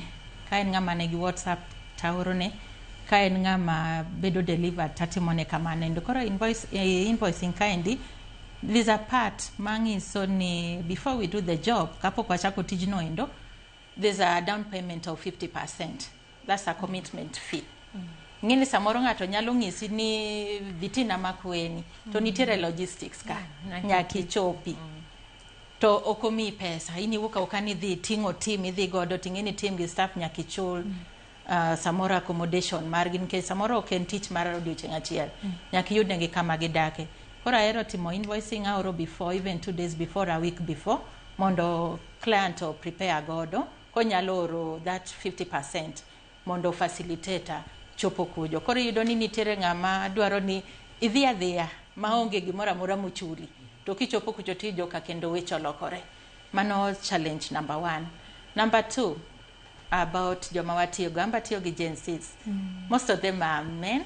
To gi a few ladies. Moko are married, moko are not even married. To nitiere, not all of them, nitiere machendo. Kari chiew no endo, samoro tich onindo, udwa ni mondo tich kamoro. En koka samoro noneno mpira, Chelsea mani ugere. Choro keyo mar nenda. Onindo nyaka modeko.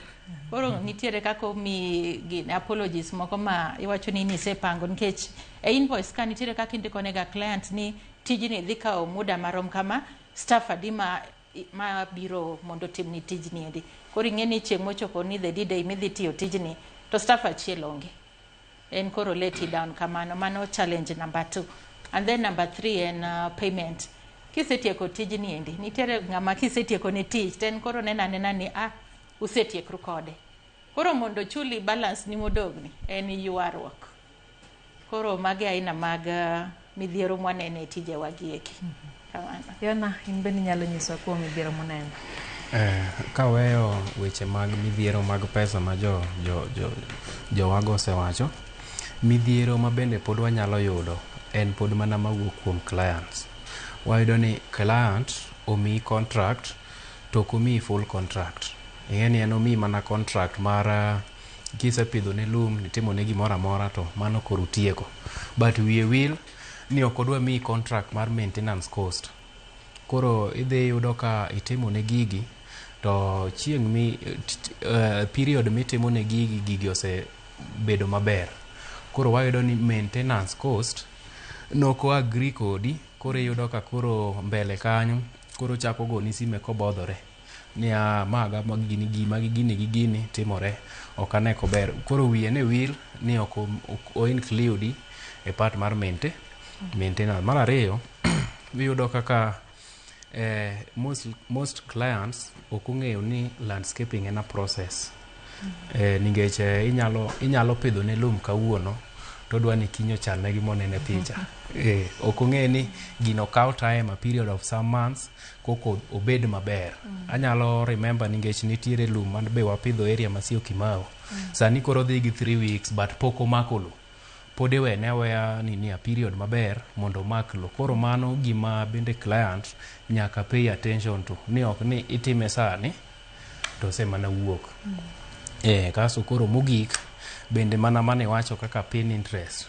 Iluongo ni pin interest weche mage ai. En kosedhi otango nigo. Koro ok odwa ng'eyo ni to compound chalo nade. Ok odwa rito lum oti. Ok odwa rito godo lum oti. Koro mago e midhiero mwakale. To kamano Jeff, in bende mi thuolo mar nyisowa into Kisumo kono. Gin midhiero mage ma iseneno e ohala ni mar duso alwora? Jeff. Mokwongo namba 1 Lydia. Clients ma wadil go gin clients mopogore opogore. Mana kaka wadwa machielo nowacho wacha site visit. Abende ka yudo tije alwora mag Nyanza kata oko mar Nyanza, most of the time achajoga site visit. That is number 1. Achajo site visit. Ka sechope site ma access, then achajo gimilo angi fee mar gimilongo ni architectural landscape drawing. Koro number 1 gi number 2 ni ibro yudo kaka client bro chako pingore kodini ang'o momiyo idwa chaja kibiro ng'iyo site na to in mabro mi tich. To wiye wil ni sami wuok kata mana Kisumu kata kidhi Migori tibro tiyo gi fuel kidhigo kuno. That is number 1 challenge that we are facing. Number 2 en payment mar design work ka. Design work ni en drawing moro maka goro ni kabiro makao dala ni magoro nigo to kiyudo gardener ma sharp monyalo luwo drawing no kaka gore to nyalo implemente. Koro most of the time design go achajo giga between 30,000 to 150,000 because gin kiluwo gima maber there are complete work. Client maber mong'eyo gima dwaro bro understand and they normally pay. But seche moko yudo challenge mar clients moko ma they don't want to pay such kind of services. Jok ma kamago okakaw giga clients ma serious, and sometimes I just let it go like that. Number 3 en kiseyudo tich makoro itiyo usewinjore gi customer mondo kaka obro bedo kochuli. Tiyudo ka at the beginning kichako tich to payment mokwongo obro chako ni maber. To mar ariyo kidhi mbele gi tich to ibro yudo ka koro chako mibadhi mang'eny, to at the same time in bende in gi ji site matiyo madwaro payment ma daily. Nikech Jajua Kali to ing'e ni en ng'at makawo pesa to chamo sani to rumo, kiny bende chako dwaro. Koro client bo convince ni inti natia to kochopo sama koro ichiegni tieko tabo chuli. Then challenge biro koro chopo ka chudo, tiyudo ka koro chudo bedo matek. Koro seche moko wan bende wabedo gi shida mang'eny kabisa e pap kuonde mwatiegi gi clients ma watiyogo. Erokamano. Challenges ng'eny, ok wanyal kwano gite, but we have a lot of it. Erokamano. Adwa nwadhi e kaunti ma Migori mondo wawinjie Nyakwaro Mungajwang' ewi ohala ni chiel kachiel koya e kaunti ma Migori kaka olosno kanyo gi jafwambo marwa Jojo. Iluonga ni Felix Odek Ramogi. Chako landscaping ka pod an nyathi ma Kidoro. Noyudo ka an gi higni 12 ema ne juogi mar landscaping odonjo kuoma. Kendo nahero flowers kata ka nadhi school manantiere asome Kolwal Primary School, nanyalo pidho flowers kendo jopuonj ne nyalo ero tich manatimo. Kamane kake nachako tija mar landscaping. Landscaping asome later last year kadhi manyo manoboke. To experience nan godo moromo. Nekech seto gardens, pidho flowers, rwako cabros gi yiende mopogore opogore gi flowers gi lumbe. Noyudo ka naseng'eyo gi kuon monego pidhgi gi environment monego gitim maber, nekech wan gi kaka yiende, kaka grass. Wan gi Zimbabwe grass. En ok inya pidha kuma direct sunlight nitie. Odwaro kar shade. wan gi frog grass, odwaro kuon ma semi arid area. Wan gi variegated pemba, inyalo pidhe e climate mar Migori region, Homa Bay, Kisii. Wan gi Bermuda, wan gi Arabic grass, wan gi Asian carpet grass. Gidwaro cool place kendo gidwaro high maintenance. Jowa mang'eny ong'e ni landscaping ni en mana timo leveling gi payo yo mondo pimre. Landscaping ni oting'o gik modhuro. Landscaping wan gi garden, loso flowers mabedo maber e mbele ot. Wan kaka gi front yard garden, wan gi backyard garden. Koro ibiro yudo ka landscaping ni, ibiro yudo ka some gardens wan gi herbal plants. Wan kaka mint, wan gi thyme, wan gi rosemary. The other part be kuma idwa time landscaping ni, nyaka samoro bed ip, kaka rock garden, kuon moko biro bedo plain. Koro ok ochuno ni landscaping nyaka beda kuma flat kende. Asetiyo Migori Stadium kae, ane mana design adwa pidho lum. Asetiyo ka Mheshimiwa Mark Ogolla Nyamita, mago kuon masetimo e landscaping. Asetiyo ka Mheshimiwa Danita Gati, asetiyo Turkana University, asetiyo Kwale, asetiyo Mombasa, asetiyo places mopogore opogore. Koro nweng'o mar landscaping ni en gi nweng'o mana kitwe chunyi. Ma affect landscaping en climate. Diere ma chieng' rieny, ibiro yudo ka ipidho plants nyaka iti gi pi mang'eny. To tiyo gi pi ni nyaka iti gi pesa, nekech samoro water source onge kuma chiegni gi kuma itiye. Diere koth mang'eny be kelo shida nekech drainage erosion bedo mang'eny. Ibiro yudo ka gik misetimo kata leveling misetimo kata plants biro bedo swept away. Koro mage challenges. Pan gi ji malaro ji 30 ma awuotho godo kendo train kendo giyudo kaka gikonyore at the end of the day. Plant kiyiero tinyalo hinyori, koro iweyo ja landscaper yiero ni plants, nekech inyalo yiero plants ni berni to kelo ni mikosi mbele. Kake wan gi umbrella, panga uzazi. En plant ma inyalo nyiewo ni ober e compound mar neno, lakini obro ketho ni dala, en gi bad luck. Koro iweyo ja landscaper ema yiero ni plants mabeyo to bro nyisi meaning gi ber ma ibro nene compound.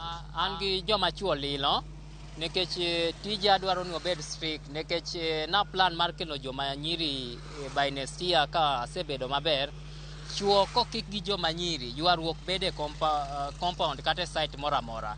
Ibiro yudo ka ji biro chako weche mag ere compound, to era kikete tich to tich okethore.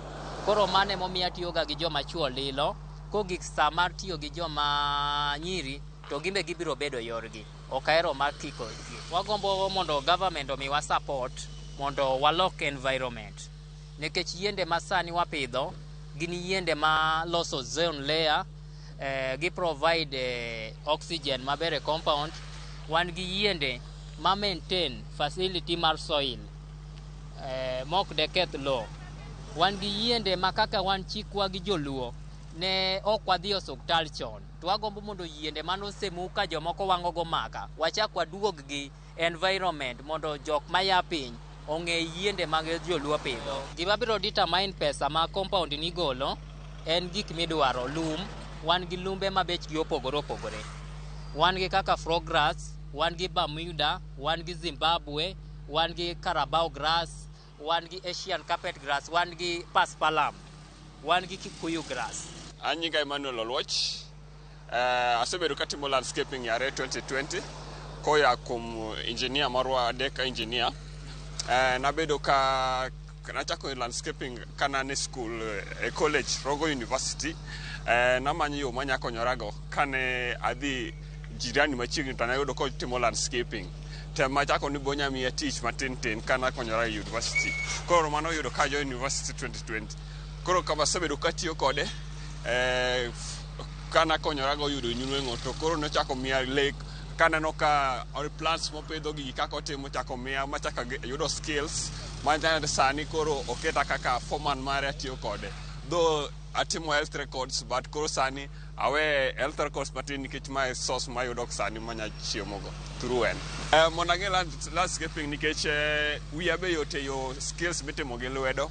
Awach nyaka higa 3 mondo ang'e ng'enygi gi plans thothgi but gi sani to lony ahinya to pok an go lakini an gi standard moro ma kata koweya e fields to anyalo timo gimoro moduogo oyud kogo ni oyud kaber. Nyinga giluonga ni Brian Ramogi Onduru. Tich mar landscaping ni achake gimoro 2014 kane chon nariembo ga pikipiki to naduga weyo kane owadwa ni oluonga mondo wa join kod team mar landscaping. Koro gi sani korka lony ahinya malony landscaping ka ahinya apango kabros standard mamalo to gi leveling mar ground koda pidho lum atimo maber sawa. Ober oya boda koro nokawa muda mondo mi ang'e gimoro higa 2 kama koro gi sani to koro asang'e. Erokamano ahinya ne jokanye kaunti wa Migori gimiyowa weche mathoth bende owacho nober ohewo bodaboda nyiso ni ma ka in rawera ma en achiel kuom ohelni ma samoro inyalo tudri gi jowagi mondo imany kaka in bende manye kom kaka inyalo yudo yuto mari. Jeff owach kanyo gi ja Migori no ni nitiere yiende makelo bad luck e alwora ma bed adier.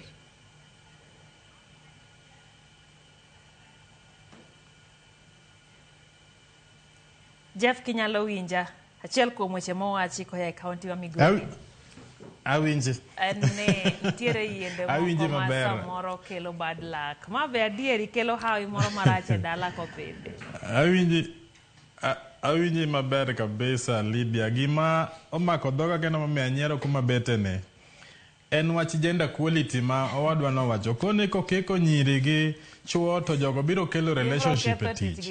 Ing'eni gibiro ketho tich gi hera. Ing'eni relationship en gima Nyasaye manochwe to kinyal geng'o. Koro seche moko Nyasaye nosepango ni kar tich ne ma jomoko ne rome. Koro koro an anyalo encourage ni o train to gender equality en gima ber kabisa. Namba 2, Lydia, ing'eni yiende ma nie piny mamwalo ka gite Nyasaye manokelo gi. To okapar ka Nyasaye mano mana believe an okapar ka Nyasaye nyalo chweyo yien moro makelo bad luck e dala. Yiende duto te ma Nyasaye nochweyo piny mamwalo ka aparo ni moro ka moro nigi tije but believe mar bad luck no mano to I cannot encourage. Gima ng'eyo gi umbrella mowacho no en gi very bad roots ma nyalo ketho, nyalo muko ni ot, nyalo muko ni dala but bad luck to onge yien manigi bad luck. Erokamano. Awinje Riona isetiyo nyaka Naivasha gi Kiambu. Bende nitiere moro ma kichopo to ginyisi ni italeta bahati mbaya.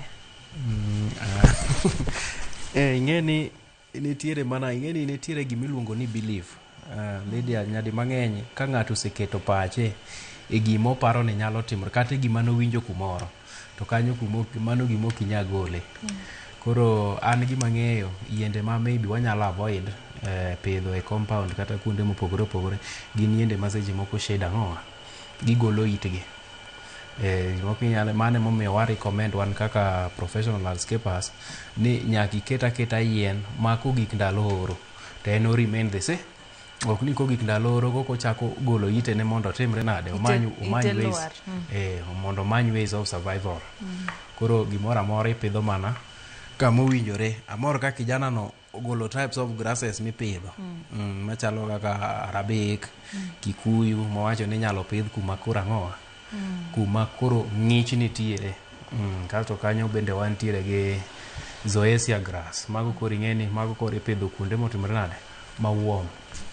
Kasto nyadi mang'eny Lydia iyudo ni mondo mi weche mag clans moko pod kia kendo ji mang'eny kia mondo mi lumo tim maber owe bedo kama ber mineno makoro gik moko idwa nomoye. Ing'eni lum kupo ni sedhi kanyo seche moko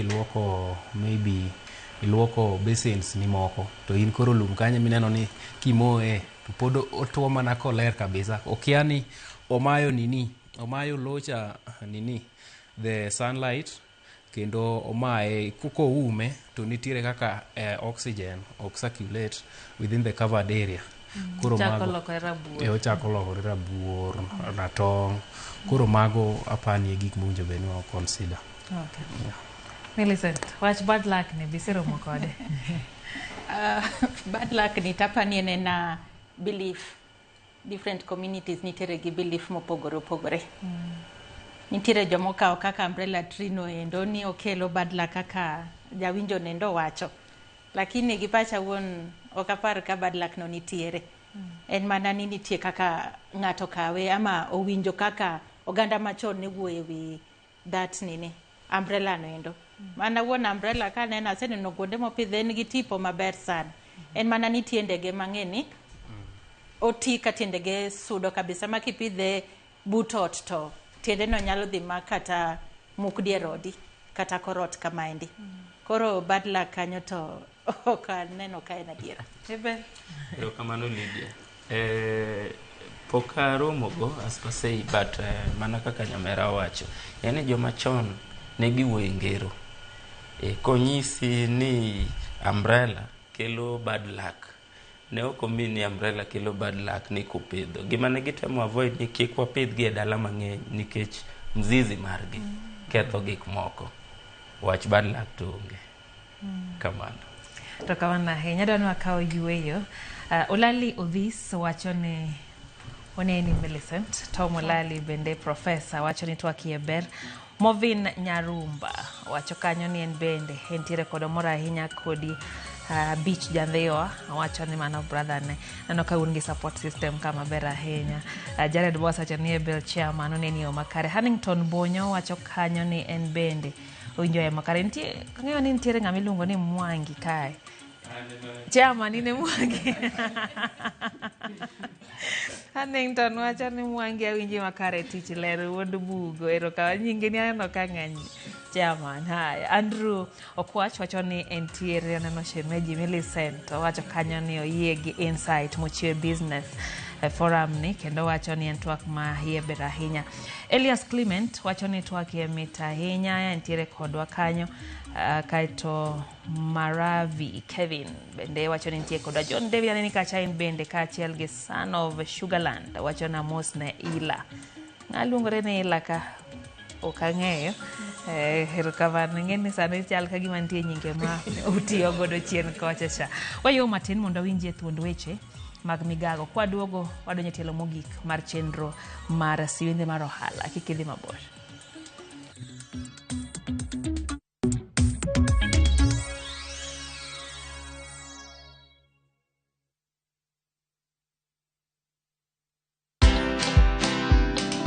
Heha movement, heha. Wahio heha movement. Ndio unaona bado wase bado wanatudungia. Ndio hivyo. Heha wahio. Kuja utuhamishe. Wahio.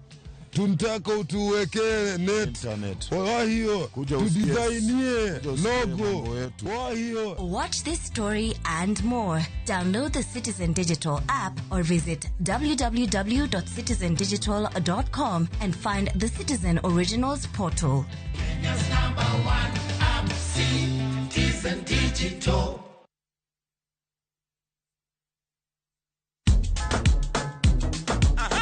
Wuktich ka wuktich, yawuot luo ting'o duondgi malo, ka piny luo chiko ite. Chieng' tich ariyo ka tich ariyo, Nyakumga Juang en odiochieng' mar yuto mari, wapuonji loso manyonge. Mari, oloyo mara kwayo. Chieng' magoro, kawa makwongo ni wendo to michope gweng'o. Molindo yo. Hero mit, olit, kendo en gi puonj. Kanyo bende wacho ni in kaka ng'ama miyo bora ni Nyasaye omiyi teko dier piny kaendi in miyo monyalo. Tich ang'wen pado manyachon kod mbaka mamit machon ka okelo ni kama ne. And of course chieng' tich abich ka tich abich en odiochieng' mar loso kapuoyo ngolo to mana kalias to kapok wakelo ngolo wapuonjwa ne timo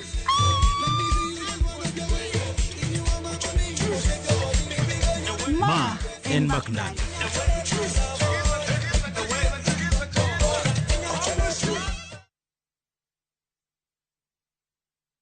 Afilo chapati maragwe na chai. Look, mama anze jo pole tu nimechelewa. Unaelewa tu venye hizi barabara za huko ziko. Sasa hiyo ni excuse gani unapeana shots? Asiti. Nakuona unaficha nini hapo? Have you missed any episode of Faida Cafe? Watch it now on viewsasa.com for free.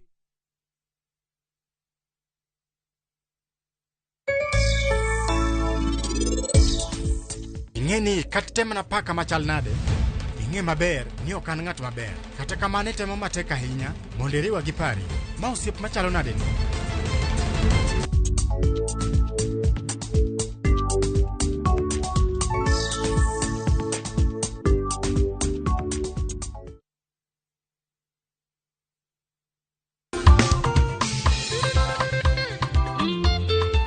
Juma ka juma wayudo jip, ngima lokore, chunje yudo geno. Ler rieny motegno, pako idho ngas mamalo, kendo twak dhi matut. Tudri kodwa An Roda Nyarko Kitmo, Ken the DJ kod an Ben Otiende. Kawatayi e yor yie, lamo, pako kod lokruok mar chuny. Okinyal dong kaka ne in. Nyaka ruoth chikni ite mi iyud lokruok e ngimani. Bi kaka in. Biabiya. Injili kalo. Mungu wetu ni wa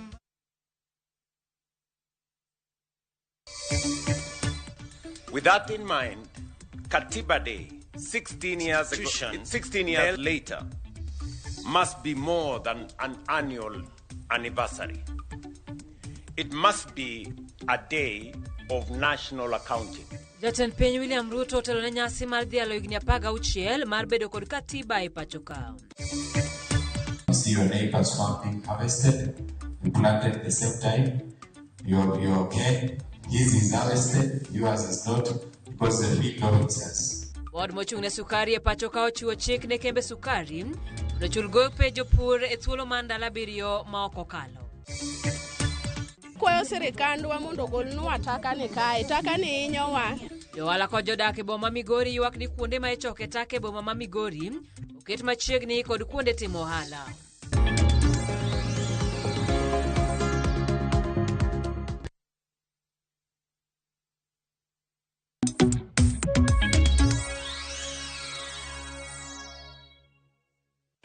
Rokamana ahinya kumedo kete siwinde mar ohala Nyakorom Gajwang' pod antie kae gi wenda Yona Ebelokeo kaachiel kod Millicent. Bende wantie gi Jeff Adede kantiere kaunti ma Kisumu. Jeff, achak kodi ni to ere kaka idil gi ndalo ma tich ne piny in kaka ja ohala. Ntie kuonde ma samoro yudo ka kinde moko yudo ka ok yudo ohala ahinya. Koso in e Kisumu kono pile pile en Jumapil piny ber. Ohala en gima nigi gimiluongo ni season. Nitiere season ma ohala ber to nitiere season ma ohala berach. Tingeni ndalo duto kisebedo ja ohala sana gima watimo ni nyaka kendo iyude another source of income. Ma ka gimitimo ni odhi marach matin tiyudo kama ichaki lengorie. Omiyo sama koro wawuoye kodi season ma koro wawuoye kodi ne oko ber ahinya. Iyudo ka koro kendo tich tin, to ka tich tin to iyudo ka pressure be koro luar kuom nikech jok ma watiyo go bende ng'eny. Koro in kaka director nyaki make sure ni in on toes makara ko onge machalo nade. Nitie jogi ma indiko makara ka tich onge to gin nyaki make sure ni gichulo to gichiemo to gidak. Koro iyudo ka dire ma wan gi tich mang'eny to watemo to wa invest kuonde moko makata ka koro low season obiro to wayudo ka koro jowage nyalo bedo sustained kendo ginyalo dak maber. Koro challenges aina go nitie, ohala onge maber pile. Erokamano ahinya. To king'iyo pacho kae kuonde mag tiegruok bende nitiere moromo ne jogo ma bende dwa tiegore wechegi mag duso alwora. King'iyo bende piny owacho keto maino e sekta ni. Lydia, sirikal osetemo keto, iyudo ka nitiere rowerni moko ma kosetieko school to iyudo ka ok ginyal advance to the university level, but koro sani iyudo ka kendo sirikal oketo TVETs gi mang'eny, these colleges matindo gi to giyawo all those sectors minyalo puonje rowerni wa timo tije abilago. Kidhiyo kata all these polytechnics mantiere Kenya mangima, they offer such kind of services. Koro kanyo bende waduoko ne sirikal elokamano. Kato namba 2, Sani kendo sirikal oketo negi pesni ma kata kiyudo ka rawera moro onge pesa, tiyudo ka nitie kuma nyalo dhi mokawe fee moro ma otiegre godo. To ka gisewuok kanyo, to ok giwuoga gi tiegruok moromo. Wan ma wachako dog watiego gi oko ka, to wanyisogi ni tim ma. Koro kuonde mag tiegruok mag youths go, to nitie kendo ging'eny. Erokamano ahinya. Erokamano. Jeff, Yona, ne rawera matin madwa chako ohala ni, en advice mane madier mondo miye kaka ng'ama tin bende? Okay, kamano Lydia, mano en achiel kuom penjo mana expect. Makane pok ipenja go to ne pod ok awinj kane an maber. Aya, gima rawera mantiere gi lek mar chako landscaping ok en complicated, mano first. En gima ng'ato nyalo timo, to en gima bende watime. Nyadi mang'eny Lydia, king'iyo kata mana weche mag pur, ing'e ni pur is maga achiel kuom landscaping. Idhi yudo ka to pure gima koro wapuro luo land, pure gima sani jo Mount Kenya timo. Yani en gima nitiere, so long ni iseng'e process, to en gima inyalo dhi go mbele maber. Ko nyadi mang'eny iyudo ka mostly rowere dwani mondo gichaka ni pup to osemewo. En gima inyalo kata mana chako kaka wadwa Jeff ne wacho, gadena. Idhi mana e compound moro, in koro ina gadena kanyo, itimo gimoro amora. Seche moko inyalo kawo advice moko kuom experts. Ni sani to timo gima kama ta gike stage machalo kama. Yani en gima koponi ibedo thuolo ka achiel gi joma beto ng'eye, to ng'ama chalo kaka rawera koketo mainone to onyalo dhi maber. Gima chando rowere mana kaka nisewacho ibende, ni seche moko inyalo yudo ka rawera ng'iyo, seche moko ing'eni ging'iyo to giwacho ni ya to joma no graduate mana nyoro gi, yani kare seche moko girwako bude to gilil marach. En mana kaka bende okay, kako fuku ni pek lilo kameo. Mana kaka nyaminwa bende nosewache, kik wayier tich ne vijende masani koro nenowa, kuponi wadwa yiero tich to wachopo kuma koro wabiro mana ywak ni serikali saidia. Wan bende wantiere gi expert ground ma ponono ni seche moko mana penjo mi chako go ni serikali oketo mainogi, to wan watimo gimiluongo ni seminar. Kwase identify potential person ma ing'iyo ng'ato gi interest mare kuma okete mainone, kwase identify ng'ama chalo kamano to wa absorbe. Kwase absorbe to koro obedo imiye puonj, imiya puonj seminar moko matin to iyudo ka koro timo ng'owa obedo well conversant gi gima watimo. Erokamano ahinya. Millicent, tintiere gi paro iwachno kapok wadhi machielo? Gima nyalo wacho en chako matin.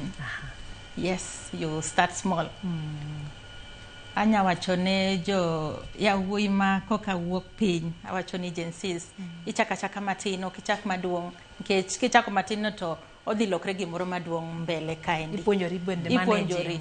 Ipuonjori mana matin tichako. Ichako mana gi puoth mama ni moro kapok yudo dala ni, dala ukanye michake matin, mana kaka owete wacho ni chake ga e puodho. Koro kanye michake matin laro mama kanyo ndi mitemo pidhe flowers matin kamano endo.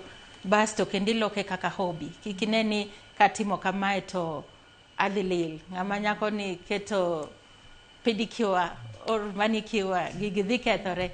Koro ichaka small to ibedo ng'at ma aggressive samitimo gigi eki. Kamano endo. To kamano ahinya. Eben, wege rawere matindo ma samoro chunya gombo ni achiel kuom ji 18 ma Ebel nego ka en bendo bedo achiel kuom. Erokamano Didi. Ne jowinjo, landscaping kata duso alwora en tich maber. To mitne mo ahinya en ni oko dwar jukumu mingi kichake. Odwaro mana good planning. Kise pangori, I develop interest. Kise bedo gi interest, it is easier. Time kabisa. Mitne mogik mane ojiwa. Lantana Kamara. Dala kucho wadende ni Nyabende. Nyabende nigi pesa. Dala waneno ka gima en bungu, gima kethore. To kaka piny medo lony landscaping biro, Nyabende loso pesa Nairobi ka. Ere kaka loso? Kipidho nyabende, maupe no milose mirite maber. En pesa maber kabisa. Koro neno ka en bungu dala, lakini kikete e landscaping to en gima kelo pesa. Mano mi moral. Nyiso ni gini. Ere ber ne ahinya kadala kuchoto entie bungu kendo ji okodewe ahinya. Ere ber mokele town? Ber nyabende en ni ng'eni dala kucho jwangi en bungu. Samori yudo kibete. Lakini kakori idwa lose kaka maua. En gi maua mag colorful. Mane berne. Koro los binya gaje. Inya lose round, inya lose kaka idwaro, mane berne. Kamano. Erokamano ahinya. Jeff, kwang'e wechego mag tudruok manyasani, sani wang'eyo ni piny odhi ka gima gike level mamalo ahinya mar lony, nitie lony manyasani. Ere kaka itiyo gi mbui eneno ni in bende iuso tich mitimo kata bende oganda bedo gi thuolo mar neno gik mitimo. Ere kaka itiyo gi mbui, Jeff? Lydia, erokamano kuom penjo machalo kamano. Ing'eni tijwa ni sana sana mondo mi wayud marketing to gi clients moromo. Nyaka ilande mbui maber moromo. Koro an kaka tiyo gi mbui, an gi Instagram page na, en specifically mar tije te matiyo. Iluonge ni boje.creative.design. boje.creative.design. Koro boje.creative.design kanyo kidhiye, tibro yudo tije te mwatiyo kochakre gi architectural home designs go, levelings, excavations, mago te ibro yude mbui kanyo ero. Kaeto kichak idoge Facebook to an gi page milongo ni Boje Creative Designs.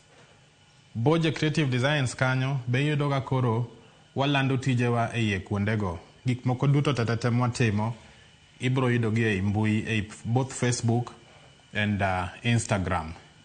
Kaeto koro kendo wan gi kuma koro rowere tindo dich miele malich miluongo ne TikTok. Koro TikTok kanyo wan koro watiyo kode mar kendo lando tijewa. Kidhi kanyo tibro yuda aluongara ni Jeff Adede. Mano ibro yudo tijena kendo kalando kanyo. Aeto koro wan gi gik koro iluongo ni WhatsApp. Ei WhatsApp ka watimo daily updates mag tije mwatiyo ma kuonde mopogre opogre. Iyudo ka wadhi dala moro kichako tich, igo picha kapok otime, kidhi diere matin ichaki capture, then koro ichaki kawe kendo koro kitieko dala. Mano gima kinyiso client moneno to bedo convinced ni mai tiji, because ithoro piny masani ng'ato donje tich pok ong'e gimotimo, baro dhi e Facebook to o download tije jowetene to dwano landi. Koro kango penji ni mondo explain gimilando no, tiyudo ka koro tami nikech ok en giri manitimo. Koro kanyo be I encourage jowetewa kata joma donje tich masani, make sure ni tich mora mora milando e social media en tich mari mitimo magara ko penji to you can be able to explain gima itimo kanyo. Koro social media sokonyo ahinya kendo waseyudo tije mang'eny moloyo. Erokamano Lydia. Erokamano Jeff. Bende yie na mondo ang'eyo wadong' dakika machuok ma waduogo iri kuom thuolo matin kende. Nitiere lony masani mar AI. En bedo osechopo landscaping kae, utiyo kode koso sani pok uchako kawe uti kode Jeff. Bedo nade nyiswa matin? Problem gi AI no en gi challenges because an gi momiyo nitie kuonde manyalo tiyo gi AI to gi kuonde mok anyal tiyo gi AI. For example, kadwaro design dalani, adwaro timo architectural drawing, nyaka wang' natie gi process na mapile cha without involving the AI. But nitie kuonde ma wanyalo tiyo gi AI. But I don't encourage AI ahinya because na this school ang'e timo design work, ang'e goro, ang'e pango gigena maler maka mi tatimo gi according to kaka ne asome. AI no seche moko kelo problem kata gi clients. AI ose design ni gimoro. How are you going to explain ne client ni ma en kama. Koro anahero gigena ma design kenda ma I can be able to explain ne client at the end of the day. Erokamano ahinya Jeff kuom loso thuolo. Nyiswa ni to ka ng'ato dwa tudre kodi oyudi nade Kisumu kanyo? Ng'ato ka dwa tudre koda Kisumu ka to inyalo yuda through namba na mar simu ma en 0703 646430 kata kidonje boma ma Kisumu to inyalo wan gi offices Mega City en building moro en Kachok, wan gi office kanyo first floor ma kambi wa iluongo ni Boje Creative Designs, kanyo bende wayudere. Instagram ayudere mana kaka nasewacho boje.creative.design, kanyo nitie girwa mora mora nyaka contacts teni kanyo. Then koro Facebook bende wayudre Boje Creative Designs. Koro mago te kidonje to ibro yudowa. Acha kano namba na 0703 646430. Erokamano ahinya kuom loso thuolo kod mbaka Jeffa. Beri kod odiochieng' makare. Haya, kwaduko kae Yona kidwa yudo nang'o kae to bende duoke penjo kaka utiyo gi mbui. Enawa ni un bende usoru ne oganda tilongo nade mbui. Okay, kwanza kabisa Lydia adwa wacho ni wan mbui wayudore kunde adek. Wayudore Facebook at Facebook waluongore ni Frepson Global Limited. To bende wantiere gi website ma en www.frepsonglobal.com. Kaka mbui osekonyowa, wayudo ni each and every tich mora mora mwatimo en wa update ga mbui. Kata king'iyo Facebook page marwa idhi yudo ka mane wachako timo nyaka kata mana real estates mang'eny wasetimo gi mang'eny ineno kwa post gi kanyo weche mag hardscaping, softscaping na kadhalika magi dhi yudo koro ayudo ni digital kata weche mag mbui osemiyo wabedo okang' mamalo. Erokamano. Kabisa. Kidwa yudo namba ma inyalo yudwago wan ka gi nembni adek mar directors ma en 07 269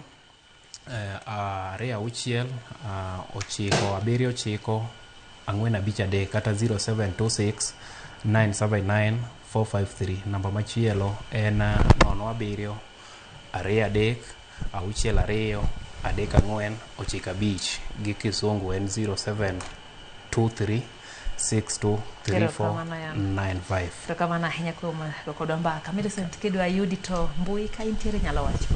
Erokamano Lydia kuom miyowa thuolo ma kawuono ni. Mbui kidwa yuda e website antiere achpakea.com. Mano yudo ohala duto mana lando kande mag manufacturing gi fumigation gi landscaping yude achpakea.com. Then FB bro yuda kaka Miliolali, ibro yudo ka lando gik motem matimo kanyo endo. And then TikTok iluonga ni Mnosh. Mano bende nitiere kanyo. And then WhatsApp status be aketo gande tije ga tete pile kapile. Koro namba minyalo yuda godo en 0700 666 386, and then mar director mainan en 0720 403628. Erokamano. Ebel kwatieko inya yudi nade? Erokamano Lydia. Facebook ema ane active ahinya iluongo ni Bogania Field Landscapers, kata personal account mara kuma Mwangi chane wuok en Mwangi Abelotieno. Kibiro mostly atimo gi WhatsApp be and gi channel kasto an gi adonje deep rooted WhatsApp groups. Kanyo ema most of it ayude clients gani groups mang'eny mag ohala. Namba na mar simu en 0723 068 468. Erokamano ahinya. Uduto wago erokamano kuom loso thuolo kod mbaka kachiel kod Jeff mwatudre godo achiel kachiel kwa kaunti ma Kisumu. Kanyo emwatike twak marwa mar siwinde mar ohala nyakwara Mgajwang'. Kaka pile wacho ni ma en thuolo mar johala biro nyiso wa gigo magitimo bende gi winje duondgi. Ng'e bende ni joluo nitiere ohala. Iwacho pile ni jaluo ke ohala. Oneno gi wang'o gintiere kendo gitimo helnigo mabende giloko ngima familia mari ngima gi kachiel kod ngima oganda. Gikanyo emwatike twak marwa warom kendo juma manyien chakra saa 4 nyaka saa 7 mar odiochieng' e chenro mar siwinde mar ohala. Rito masane nyinga Lydia Okeyo.